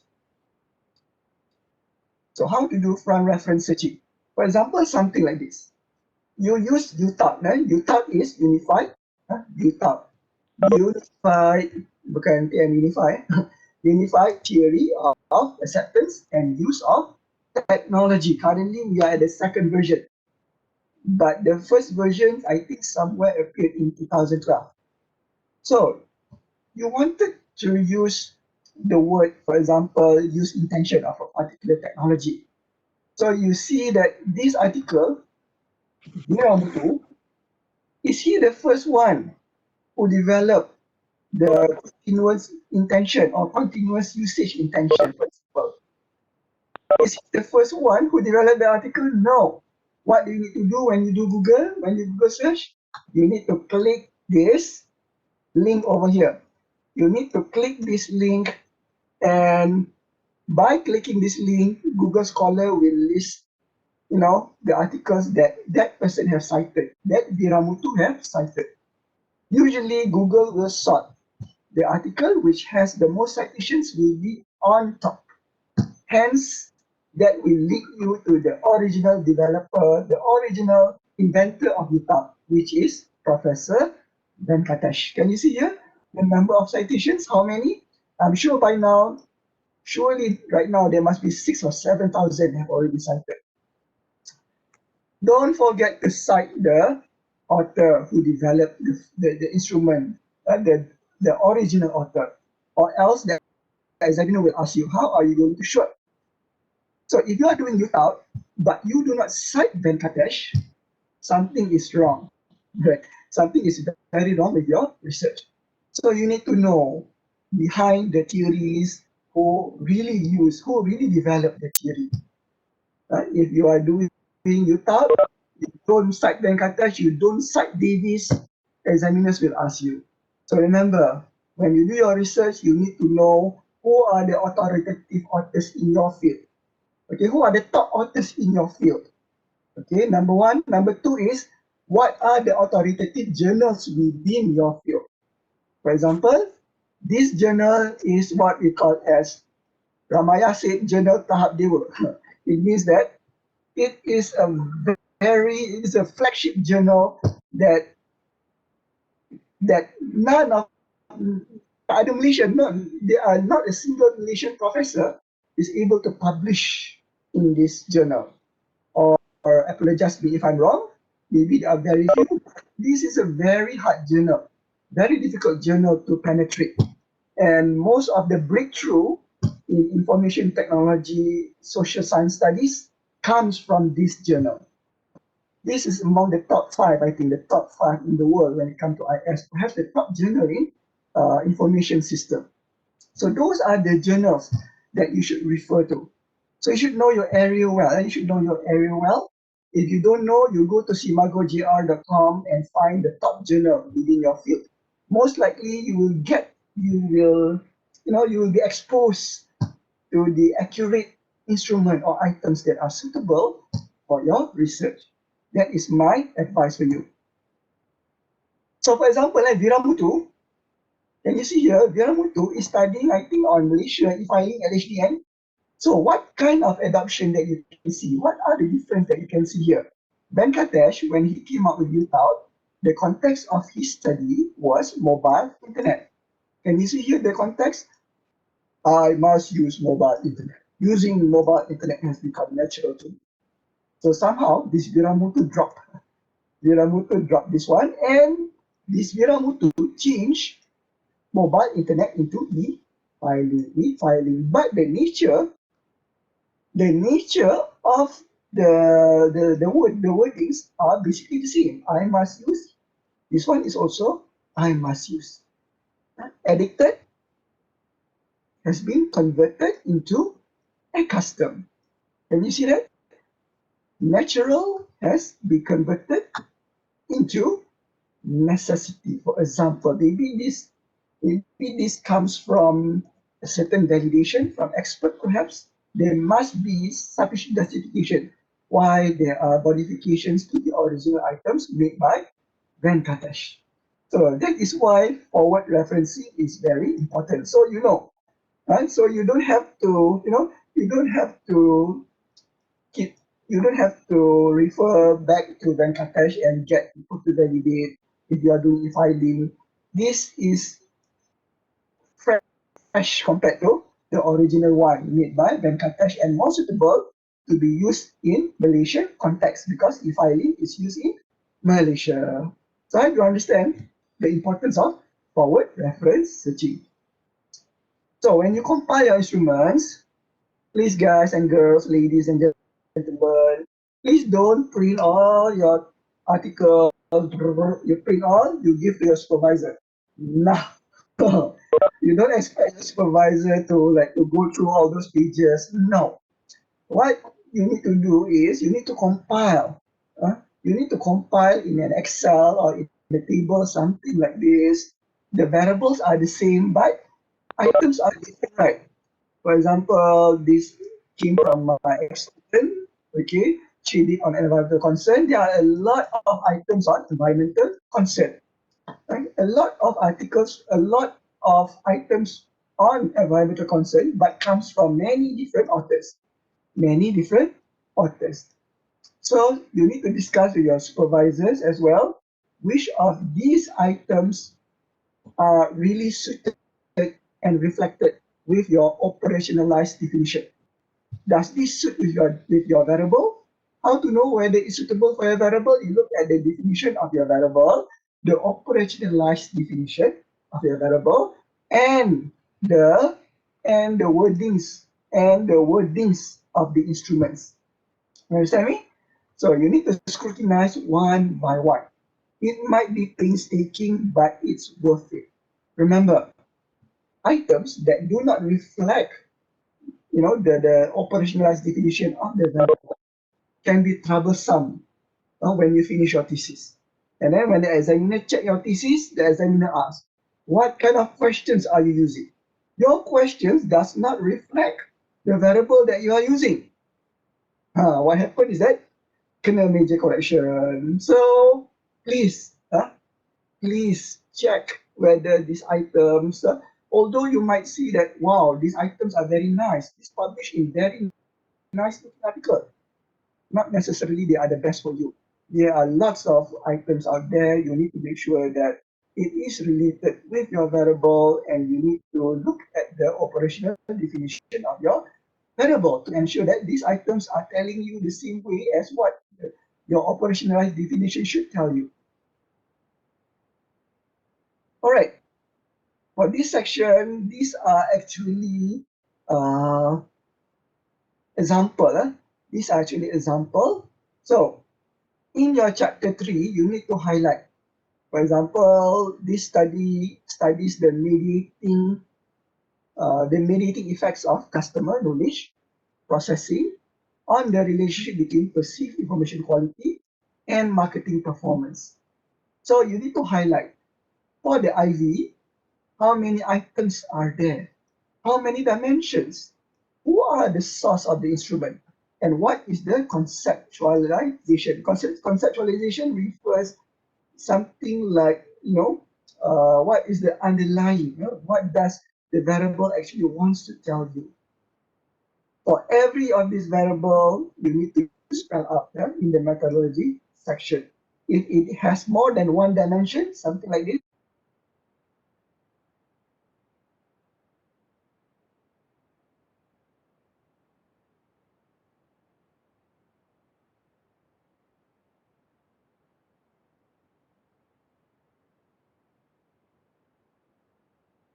section, I'm not going to be very detailed, because most likely is that you are going to adapt your questionnaire or adopt from someone else rather than developing on your own.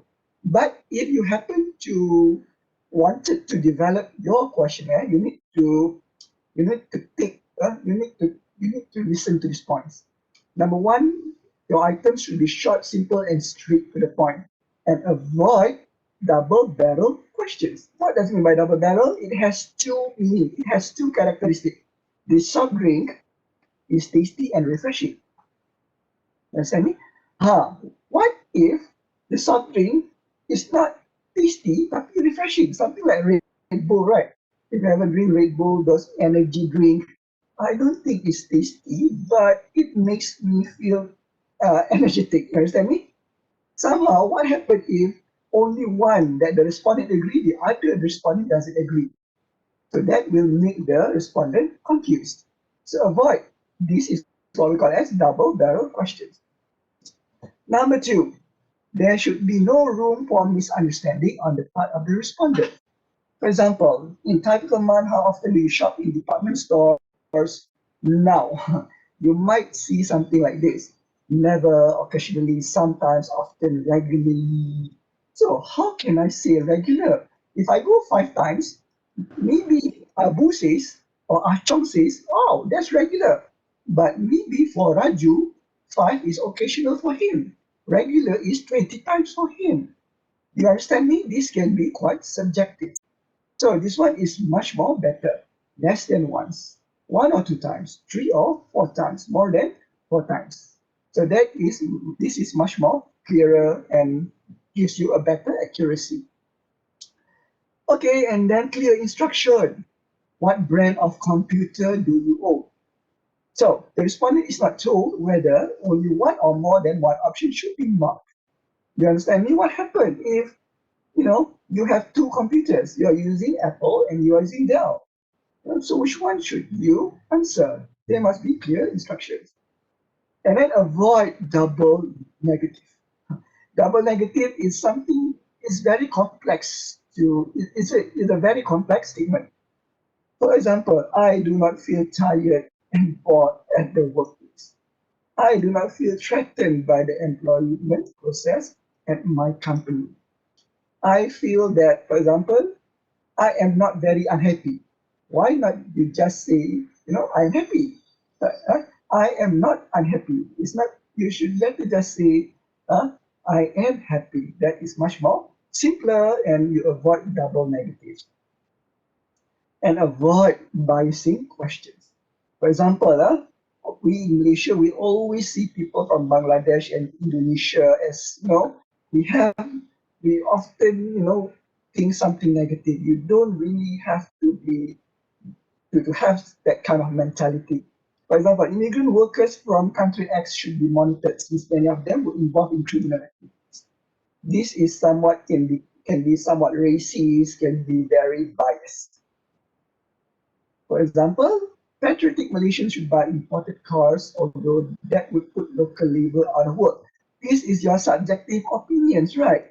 You make it people to be lead or to be what you call it to focus. You wanted people to follow your ideas. So these kind of wordings are not neutral at all. Why not make it simple? Malaysians should buy imported cars. You don't highlight the word patriotic there because that might seem biased. And then be comprehensive, especially if it is an open-ended questionnaire. So which brand of shampoo do you use is not comprehensive. Perhaps which brands of shampoo have you personally used at home during the last month. In case of more than one brand, please pick all of the brands that apply. Meaning that you give a better option for the respondents to disclose if he or she uses or they uses more than one brand. Okay, this one can be quite very subjective. Of the question of who, what, when, and where, but generally, if you do quantitative, you are not going to be bothered on all of this. Okay, now we look at the straightforward or ordinary words. So you need to make your wordings are more simpler. The distribution of the product is adequate. It might not be straightforward. Might not be, might be confusing. Why not? The products are readily available when I want to buy them, for example. All right. Avoid overlapping missing categorical items. Now, when you look at this SPM, undergrad, postgrad, maybe there are some segments that are missing, like professional or single, married. What about the widowed people? They need to also be included as well. So don't forget, especially when you are offering categorical type of questions in the questionnaire. And avoid difficult questions. How often do you consume how many gallons of soft drinks do you consume? Gallons are most likely applied in American context. For example, how many liters of drinks did you consume? Do you think it's very easy for people to answer? Very difficult, is it? How can you remember? Because it is in metrics, in liter, it's difficult to quantify. Why don't you ask something like this? How often do you consume soft drinks? Is it like once a week, 1 to 3 times, 4 to 6, or 7 times or more? So this one is very difficult for that person to recall or remember. Avoid difficult questions. What is the annual per capita expenditure on groceries? That's quite technical. Okay, why not you put that? Why not you put the words, what is the monthly or weekly expenditure on groceries? Avoid implicit alternative. For example, I like to fly when traveling short distances. Why not I like to fly when traveling short distances rather than driving? Okay, because you are not flying like every day, right? You're not flying most of the time, especially in this lockdown condition. And avoid implicit assumption. Okay, so for example, I'm in favor of a balanced budget. Why not? I'm in favor of a balanced budget if it would result in a decrease in the personal income tax. Now we look at face validity. Face validity is when you wanted to ensure that the items, although you adapt from someone else, is being verified to be suitable to use by academic experts. You can always seek opinions from PhD qualified lecturers or professors. I recommend for you to get professors or associate professors, especially those who have experience in publishing and reviewing articles in top journals. So when you want to do face validity, is it appropriate how you want to approach these people? Are you going to deliver them the questionnaire, the exact questionnaire that you wanted to deliver to your respondents? No, right. So there might be a certain format in which you need to give to the academic experts for them to validate your questionnaire. So this is an example of validation form. Originally, this set of samples are actually provided to me by Dr. Hafiz because this one is used in UiTM, if I'm not mistaken, and also used by most candidates. So you create a table and you highlight. What is this? Okay, you create a table and you highlight according to the columns what is the construct that you're using, what is the operational definition. Okay, these are not visible when you give the questionnaire to your respondents. But why do you need to tell this to your validation expert? Because you wanted the validators to understand what actually are you doing. So you tell them what is the definition of the variable that you are using. So the expert can have a better comprehension whether the items, does this item reflect the definition, the operational definition of the particular variable. And you put all the items in rows, you leave a section for the expert to comment, and you give the option of either a perfect match, means that you do nothing to change it. A moderate match means you refine, you edit, you make changes to the wordings, and remove the item altogether. So by having this form, you can compare how does expert A tells you as compared to expert B. And then you discuss with your supervisor, are you going to drop or you amend the items? Okay, some validators are very helpful, some validators are not, and it is possible also for you to email to foreign correspondent, foreign professors. Some of them are really very helpful. Like this one, this professor, he scanned the soft copy that I submitted to him.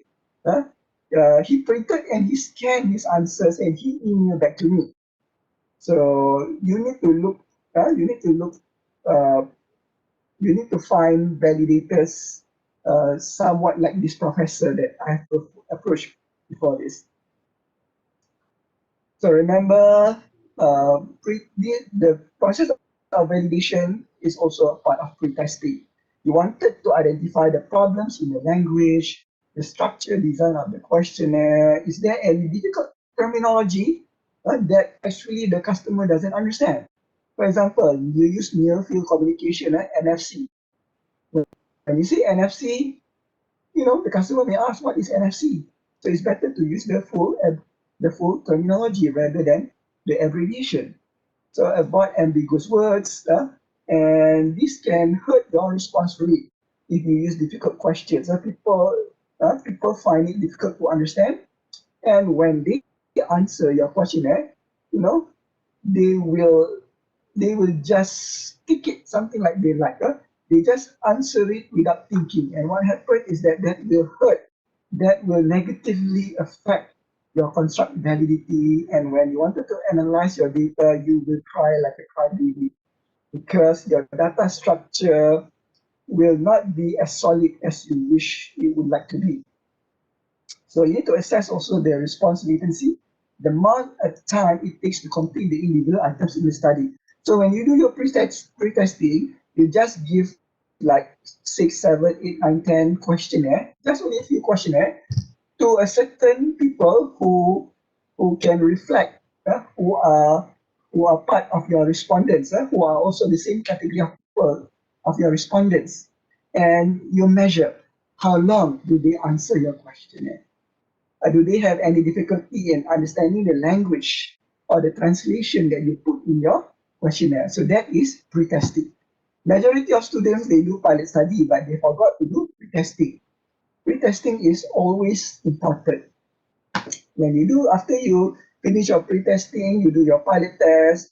Pilot test is also, you wanted to study, you wanted to look at the reliability. You wanted to look at the reliability of the variable that you are investigating.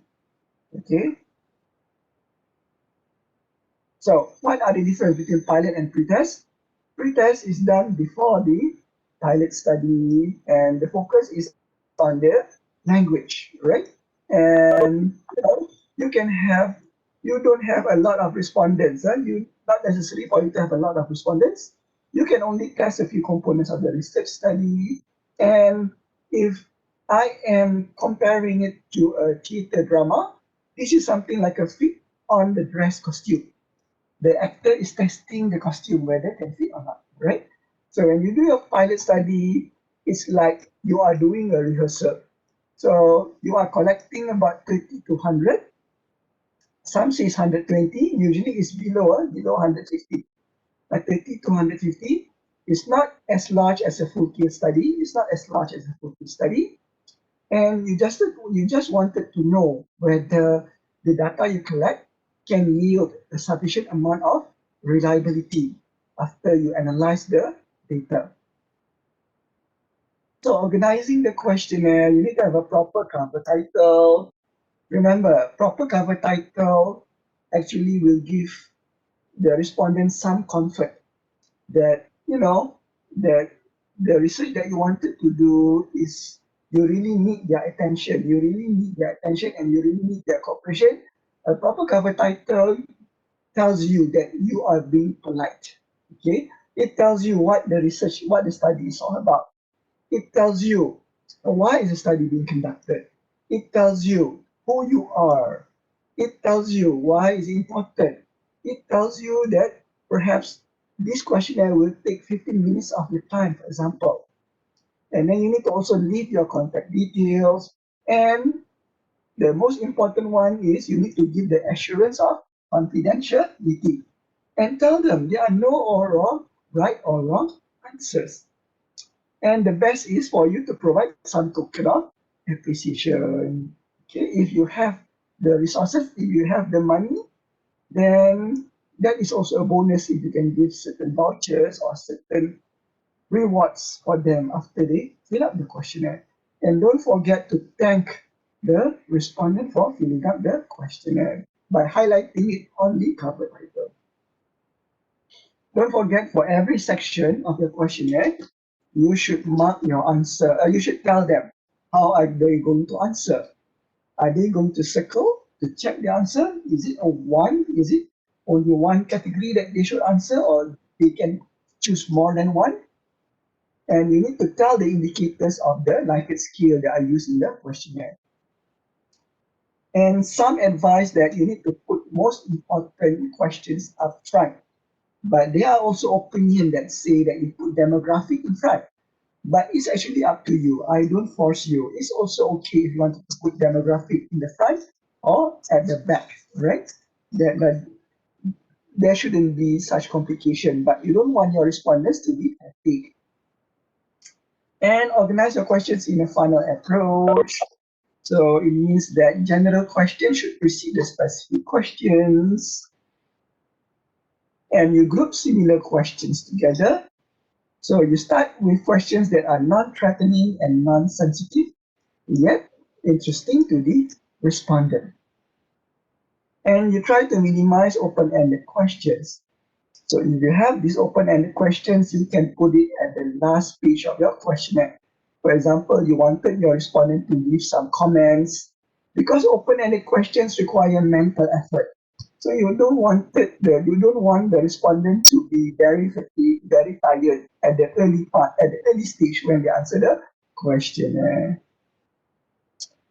And don't forget to put your postgrad UiTM logo and keep on reading and reading again.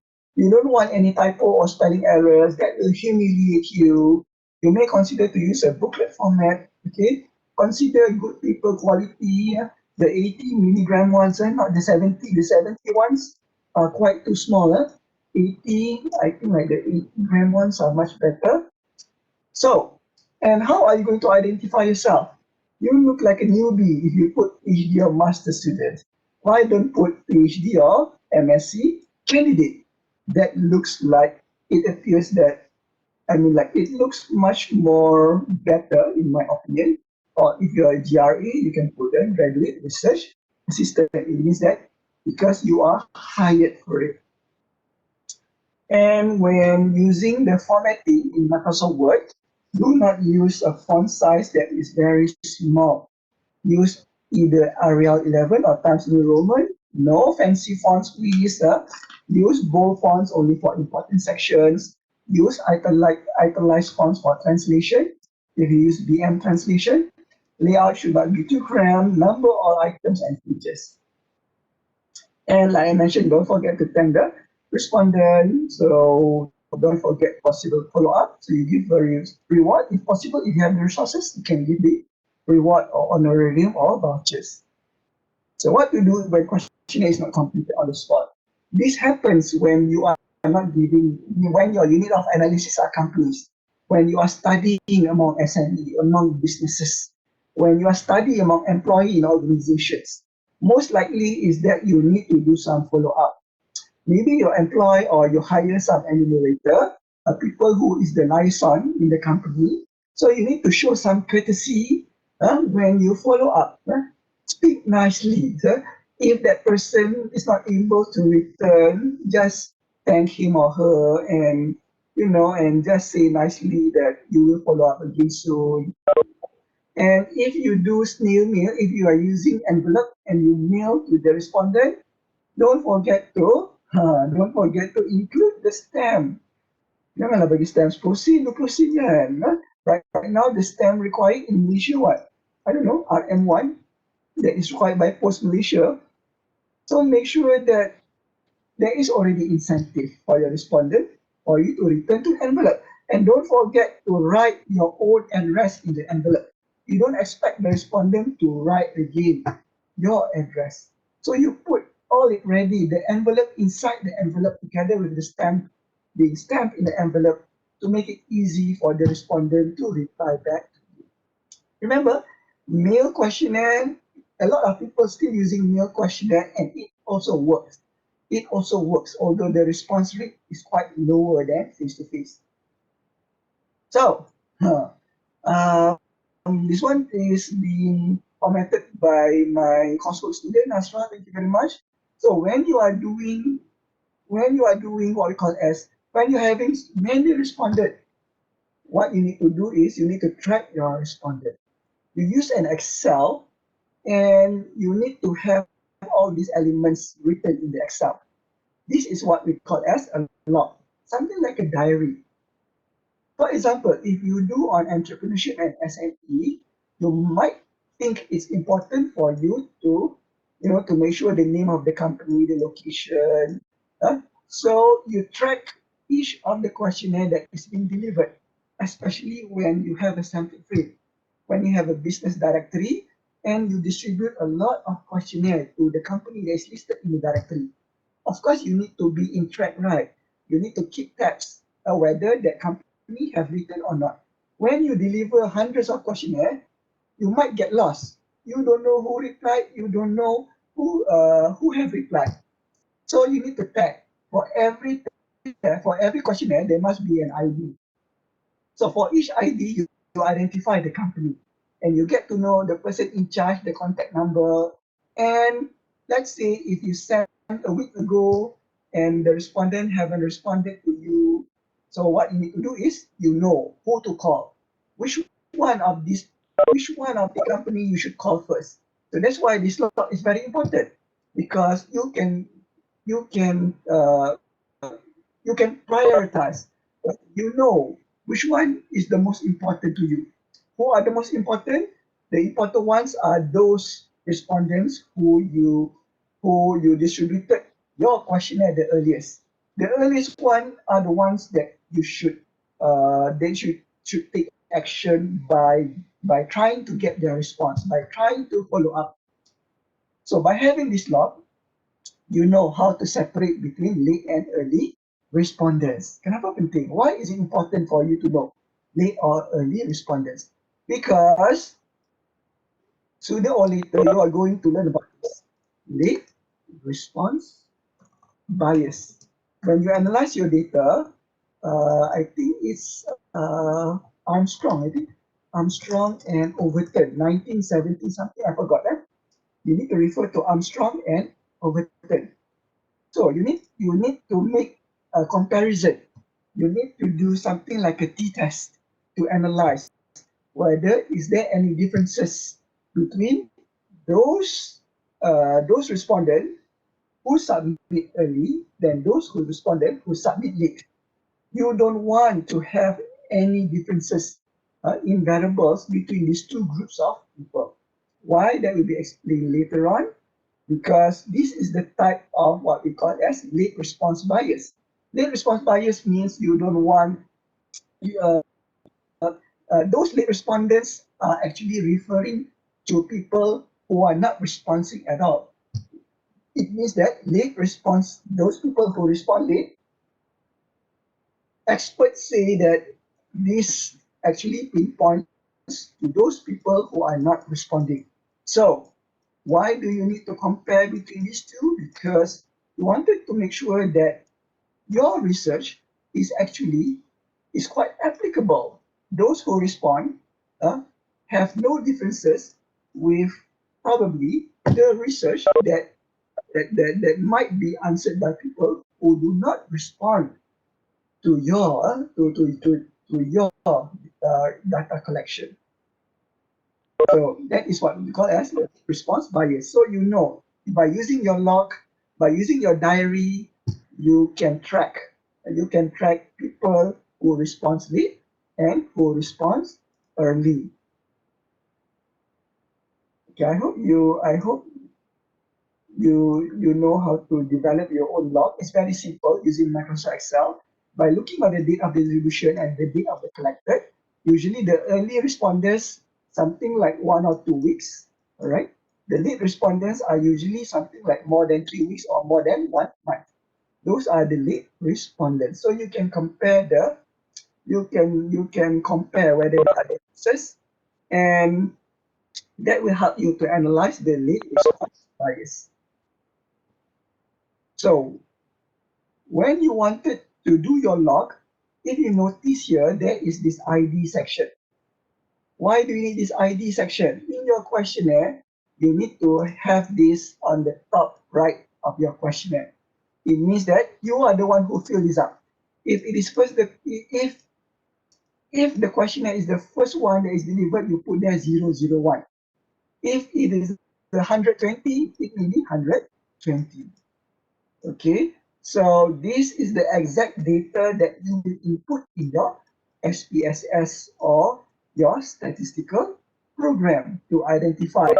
That is the identifier of your respondents. Remember, you don't identify your respondent according to their name. You identify them according to their ID code. And this ID code you should write yourself in the top right of your questionnaire. Don't forget to jot down the important remarks such as date delivered, date returned. This will help you to fill up your diary or your log. Okay, like I mentioned earlier, don't forget after you passed your DRP or even maybe before your DRP, you need to submit to DPPS, to the Postgraduate Center, to Postgraduate Studies or the faculty to make sure that your your research, your proposal will go through the REC or the Research Ethics Committee. Yeah? REC means Research Ethics Committee. So we have this committee in the faculty level. So you need to refer to your coordinator, Dr. Hafiz or Dr. Intan for course-based students. For research-based students, please refer to Dr. Hafiz. So for other consideration, you need to look at the positive and negative. Remember, when you look at instruments, some of them they use negatively worded questions. I do not like, I don't feel satisfied, I do not feel stressed. Okay, why these researchers they use negatively worded questions? Because this is one of the remedy to address the issue of common method bias. It works perhaps in Europe, in US. But in Malaysia, in Malaysia, people when get questionnaire, okay, I answer 554, 555, 545. Some of them, most Malaysians, they don't even care to read. They don't even care to scrutinize. Some Malaysians, they love to answer, they answer straight 54555 without reading very well. That happens most of the time. So if you happen to adapt negatively worded questions, you can discuss with your supervisor. Are you going to revert it back to positive worded questions? Because something that worked in the Europe, something that worked in the West, doesn't mean that it's going to work in Malaysia. I have this kind of problem when I did research previously. And when I use positively worded question, it worked better than if I use negative worded questions. But you need to discuss with your supervisor, like I mentioned earlier, because whatever it is, the results, you wanted to make sure that your reliability and validity will not be affected. Like I mentioned earlier, common method variance. This is quite advanced if you are new in research. You wanted to make sure that people are not biased when they answer the questions. Like I mentioned earlier, Malaysians, when they answer question, okay, I answer all five. I agree lah. This questionnaire looks, I think I agree lah. Semua I answer five. Remember, those kind of people will hurt, will destroy, will actually give a negative impact on your result. You wanted to make sure that when people answer the questions, they answer it sincerely. They answer it with full heart and soul. They answer it truthfully. So that is why you wanted to address this issue of common method variance. You don't want you don't want your responses to be biased. And you see here the word invariably when self-reported measures obtained from the same sample are utilized, research concern over same source bias or general method bias will arise. Usually experts overseas, they are very, very particular when submitting to journals. Let's say when you do stress, or for example, when you do stress to job performance, for example, your IV is stress, your DV is job performance. So where does the bias comes in? Okay, stress is answered by the employee, right? And the job performance is also answered by the employee. So how are you sure that the employee is giving the right answer?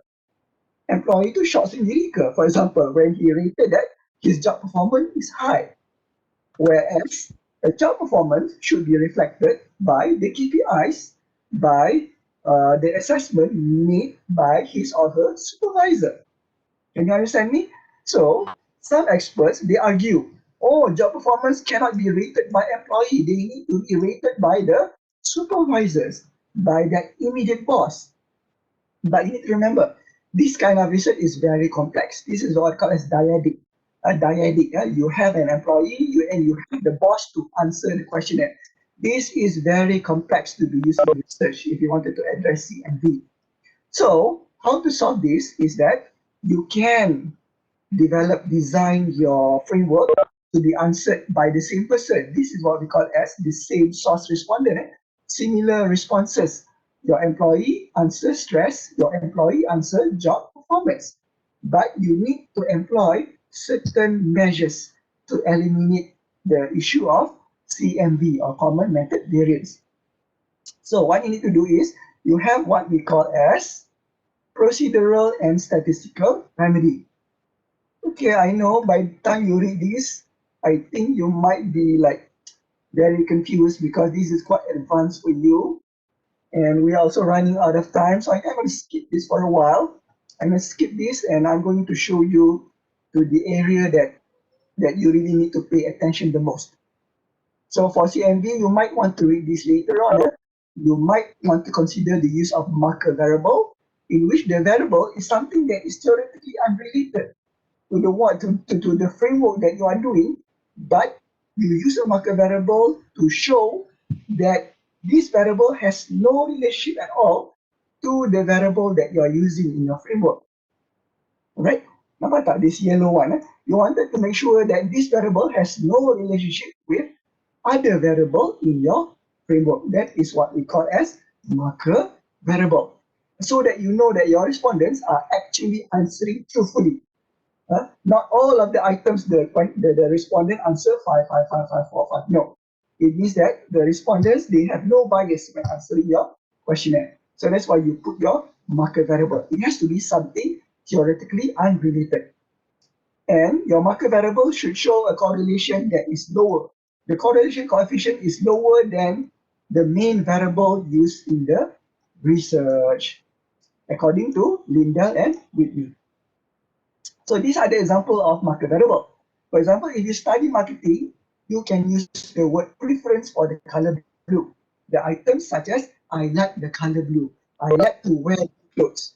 Okay, you wanted to make sure that this variable has no relationship with satisfaction. Am I right? Am I right? Is there any theory that can prove your preference for blue color will affect your loyalty? No, right? There is no such thing. So this is a good example if you wanted to do marketing studies, if you use TPP, for example. This can be used as a marker variable. In HR, for example, you use other variables. So these are other variables. I will not explain. You can Google it and Google search for the exact articles for the accurate instruments. All right. Before I go to the next section, it's already 12. Okay, by the time 12, there should be a Q&A session. But do you think I should share with you the frameworks that I have been evaluating as a Viva examiner, as a DRP examiner, or should I skip this section? I wanted to know your feedback. Okay, Doctor. Okay. Do you think I need I need to share briefly. Sorry? Okay, we are running out of time, but before I show you the example of these frameworks, I need for all of you to have an open mind, especially those who might find that your framework is listed or used as an example in my presentation. Okay, so I wanted you to think positive if you find that your framework is listed in my presentation. Examiners, they often suggest for improvement. They are not searching for faults. This is macam audit kan, when people go for audit, especially if you have work experience, people always associate auditors as evil, as devil, because they wanted to find your fault. No. Like auditors, we wanted to recommend something that can help you to do better. All right? So as a disclaimer, I'm not going to reveal the identity of the candidate for the examples of framework that I will show you later. But at the same time, I wanted you to please accept this with an open heart. Okay, and then you don't ever tell to your supervisor, oh, Dr. Is say something like this. You say something different. Please, jangan jadi batu api. Please do not compare me, what I'm saying with your supervisor. Whatever it is, your supervisor is always correct. Whatever it is, people have justification. When you wanted to rebut something, you need to justify. Okay, so that is my disclaimer. So should I go forward or not? May I go forward? May I proceed with some Yes, of you the can examples? proceed. Okay, so I hope you accept this with an open mind. All right. Okay, for example, okay, this is a good student. He's also a friend of mine. He's a foreigner. Okay, I'm not going to tell him. I'm going to tell you all who is the identity. He's a very hardworking person. Okay, but somehow I hope that I can improve. I can also improve his framework or her framework. So the title is false advertising on consumer online purchase behavior, the mediating effects of word of mouth. So the candidate used the Mehrabian and Russell theory, stimulus, organism, and response. Okay, but then the examiners highlighted how do these variables fit with the theory that is being proposed. All right. These variables, the candidate did not highlight or did not provide a sample of the instruments. So the examiner needs to know whether do these variables exist or have been discussed in previous literature, unless if the candidate is doing a mixed method study in which that from qualitative and then the thematic expression are being triangulated to produce variables, that can be acceptable. But when it is purely quantitative, the examiners would like to know whether these variables have been used prior to this. And then also is the concern on the word of mouth, because word of mouth is, word of mouth is something, does it reflect what other people are saying? Or is it something that you yourself is performing that word of mouth? So if that is the latter, if that is the behavior, all right, if that is the behavior, then there is another issue. Why does the person needs to tell others only after that person buy that product? Am I right? That person must buy that product first and make some evaluation before that person telling someone else whether the product is good or bad. Can you see the idea that I am trying to tell you? I hope you understand. Okay. So don't worry, the students is currently progressing well, perhaps with the examiner's input. Okay, the next is this framework. I'm sure some of you are familiar with the justice theory, right? In justice theory, there are three dimensions: distributive justice, procedural justice, interactional justice. When I talk about these three, the candidate proposed that these three justice antecedents have positive relationship with switching intention. So my question to you is that, is switching intention, is it a good thing or a bad thing? May I ask you, switching intention is you wanted to go to other brands, right? You wanted to leave the company. You don't want to use the product anymore. Bye bye. Yeah? I wanted to look for other competitors. Meaning that switching intention is something that any company doesn't want that to happen. So what happened here is that the relationship, you wanted them to be negative, right? You wanted your distributive justice, the better the distributive justice, the lower should be the switching intention. Am I right? The higher the level of justice, the lower the switching intention should be. But in this case, the candidate right, the better the customers were treated, the better outcome is for the telecommunication service provider. Somehow it doesn't reflect. The findings doesn't reflect with the conclusion and the discussions that were put forward by the student, because all the standardized coefficients indicate positive relationship, meaning that the higher the justice perception, the higher the intensity, or it is more likely for the customer to switch to competitors, and that is regarded as a good thing. So the candidate needs to look back, needs to reflect back whether is that discussion, is it something right or wrong. So I hope all of you can follow me. Okay, this is one of the famous theory that are used by students. They use most students, most candidates, they use theory of time behavior. Maybe there are certain other variables that have been added, but this is the plain version of TPB. So let's say you put your intention and you put your behavior at the same time, and you wanted to collect your questionnaire at the same time. Is it possible? You ask the candidate, huh?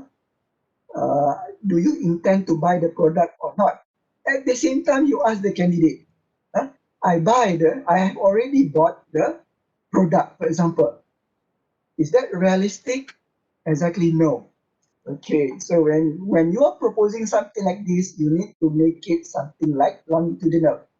This can be very difficult. That's why not many researchers, they involve behavior, incorporate behavior into the whole framework. When you study intention and behavior, this needs to be separated according to two different time frames. For example, when you wanted to collect your questionnaire, the first section, for example, let's say this is the first section, you give this on October, for example, or on November. So the respondents, they answer only these questions pertaining to this variable. This variable behavior will be answered during December or January, 1 month later, right? This is somewhat longitudinal because you wanted to study the behavior. Behavior cannot be measured concurrently within the same time frame when you also wanted to measure intention. That can be, glaringly pointed out by examiners or reviewers, which they will do not agree with such framework being put forward. So I hope you understand, yeah, that theory of brain behavior doesn't look as simple as it sounds, because these behavior aspects need the data should be collected at a different time frame from the main framework that you see here, from the intention. This one should be separated between two time frames. You can't measure behavior and intention simultaneously. That is something wrong. All right, now this happened outside UiTM. So what kind of mistake that you can see here? Okay, how can brand image influence gender? Okay, it means that your gender is a your gender is a variable that can be changed. If the brand image is high, you become female. If the brand image is low, you become male. Right, that is very funny, right? Can never put a nominal variable, as a mediator, especially when your IV and your DV are interval in measurement, especially when you put gender. This is very absurd and very, very funny as well. But luckily, this framework came from other university, non-UiTM. Right. That's impossible, right? Gender cannot be a mediator. Okay, now we look at this. So now you need to understand what does it mean by unit of analysis. When I talk about unit of analysis, that will distinguish whether the respondents, are they talking about organization by itself, or does the instrument or items are reflecting you, individual, or the employee?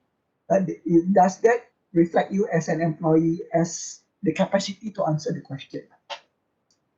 In this type of framework, you can see that the IV and the moderators are actually individual level construct, whereby the questionnaire will read something like this. I am, I will, my emotions are. Yeah. Locus of control is also an individual level construct. Locus of control reflect the propensity to which whether the individual will blame external or will believe that whatever things that happen is primarily because of his own control. Okay. Okay. And the dependent variable somehow reflects organization.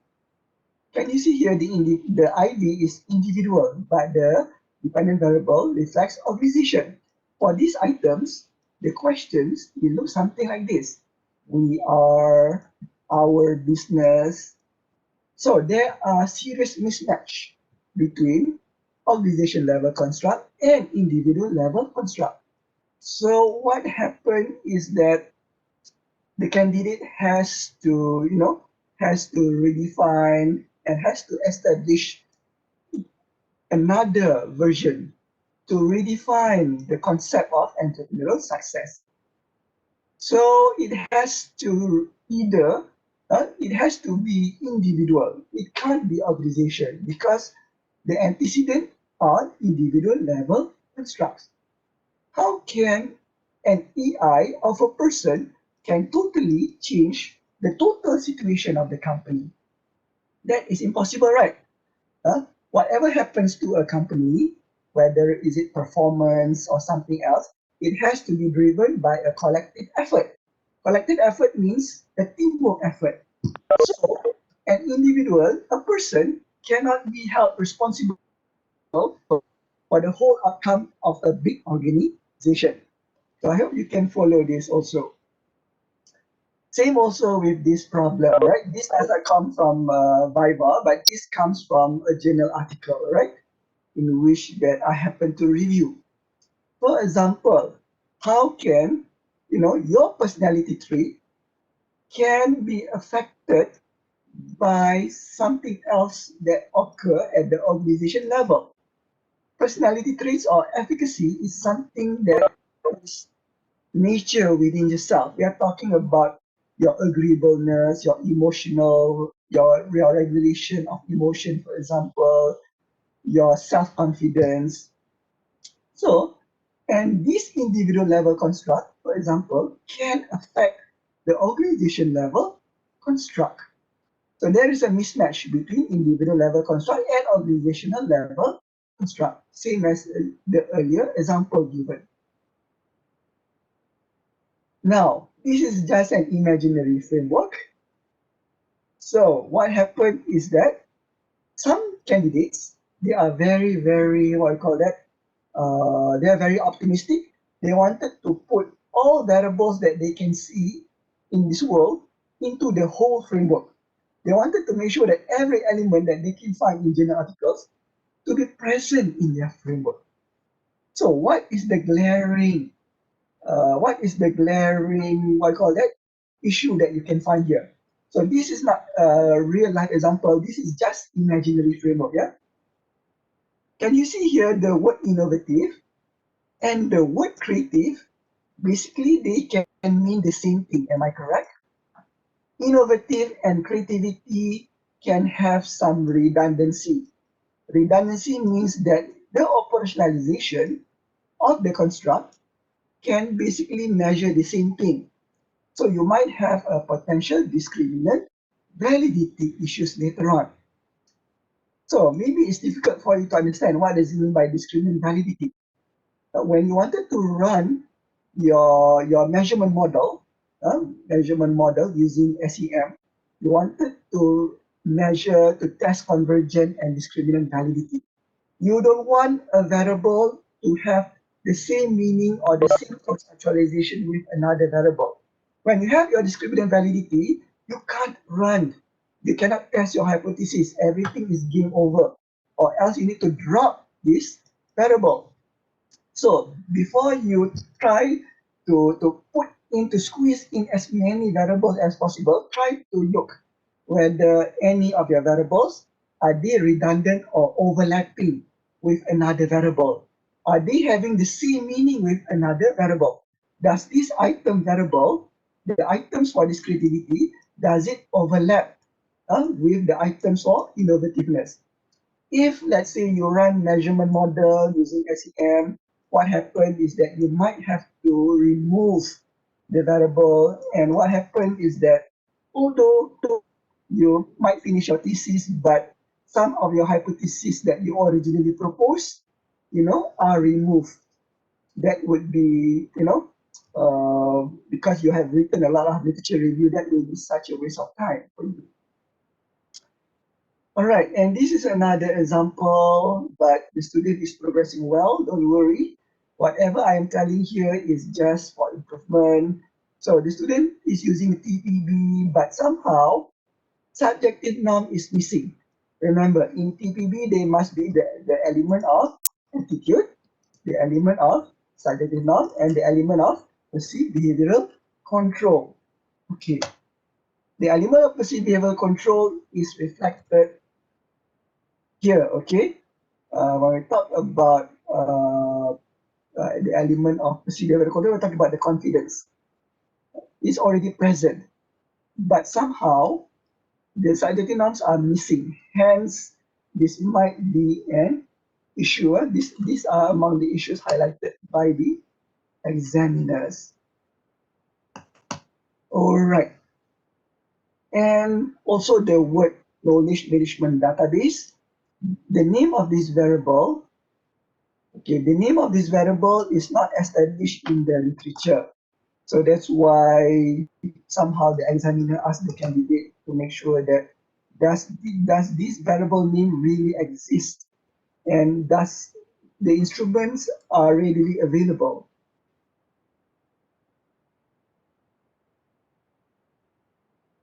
All right, for this framework, it's quite the same issue as well, because like mentioned previously, the word creativity and innovation can invite some serious issue of discriminant validity.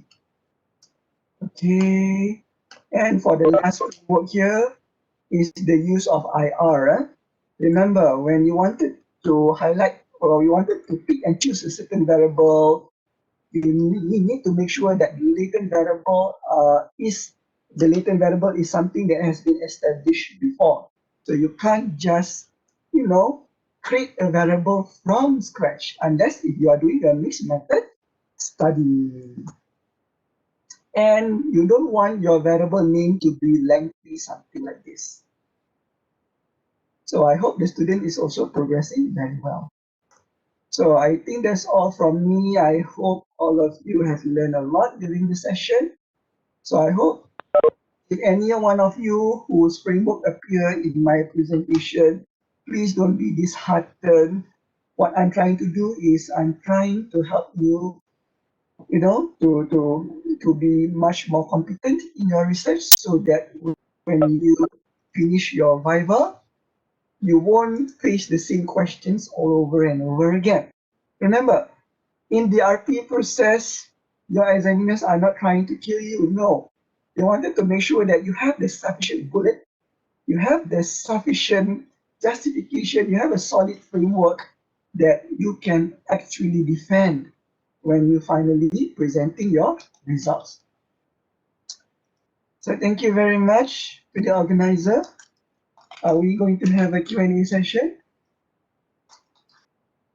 Or are we going to have a photo session? Anybody has any question before we end our session today?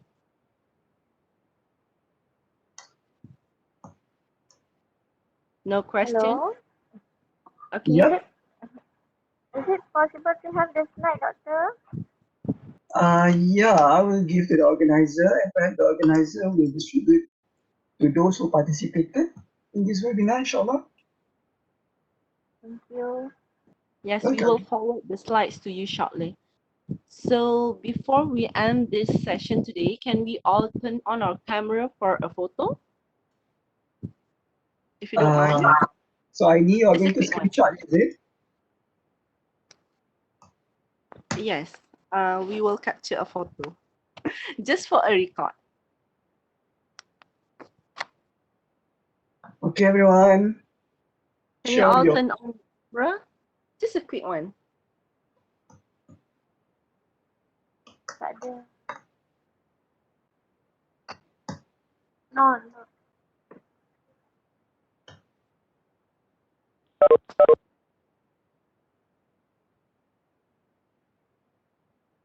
Thank you, Doctor. Welcome.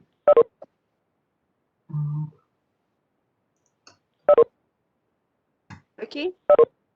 The smile.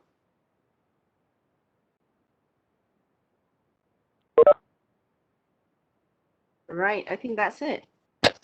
Lina, can you forward to me later, yeah? Aini? Okay, sure, Doctor, no problem. Awesome. On behalf of the Faculty of Business and Management, we would like to thank Dr. Iskandar. Thank you so much for the fruitful presentation and discussion throughout this almost 4 hours workshop. Yes. All students will benefit from this workshop. Thank you so much, Dr. Iskandar. Yeah, I hope all of you are not bored because, it's quite too long.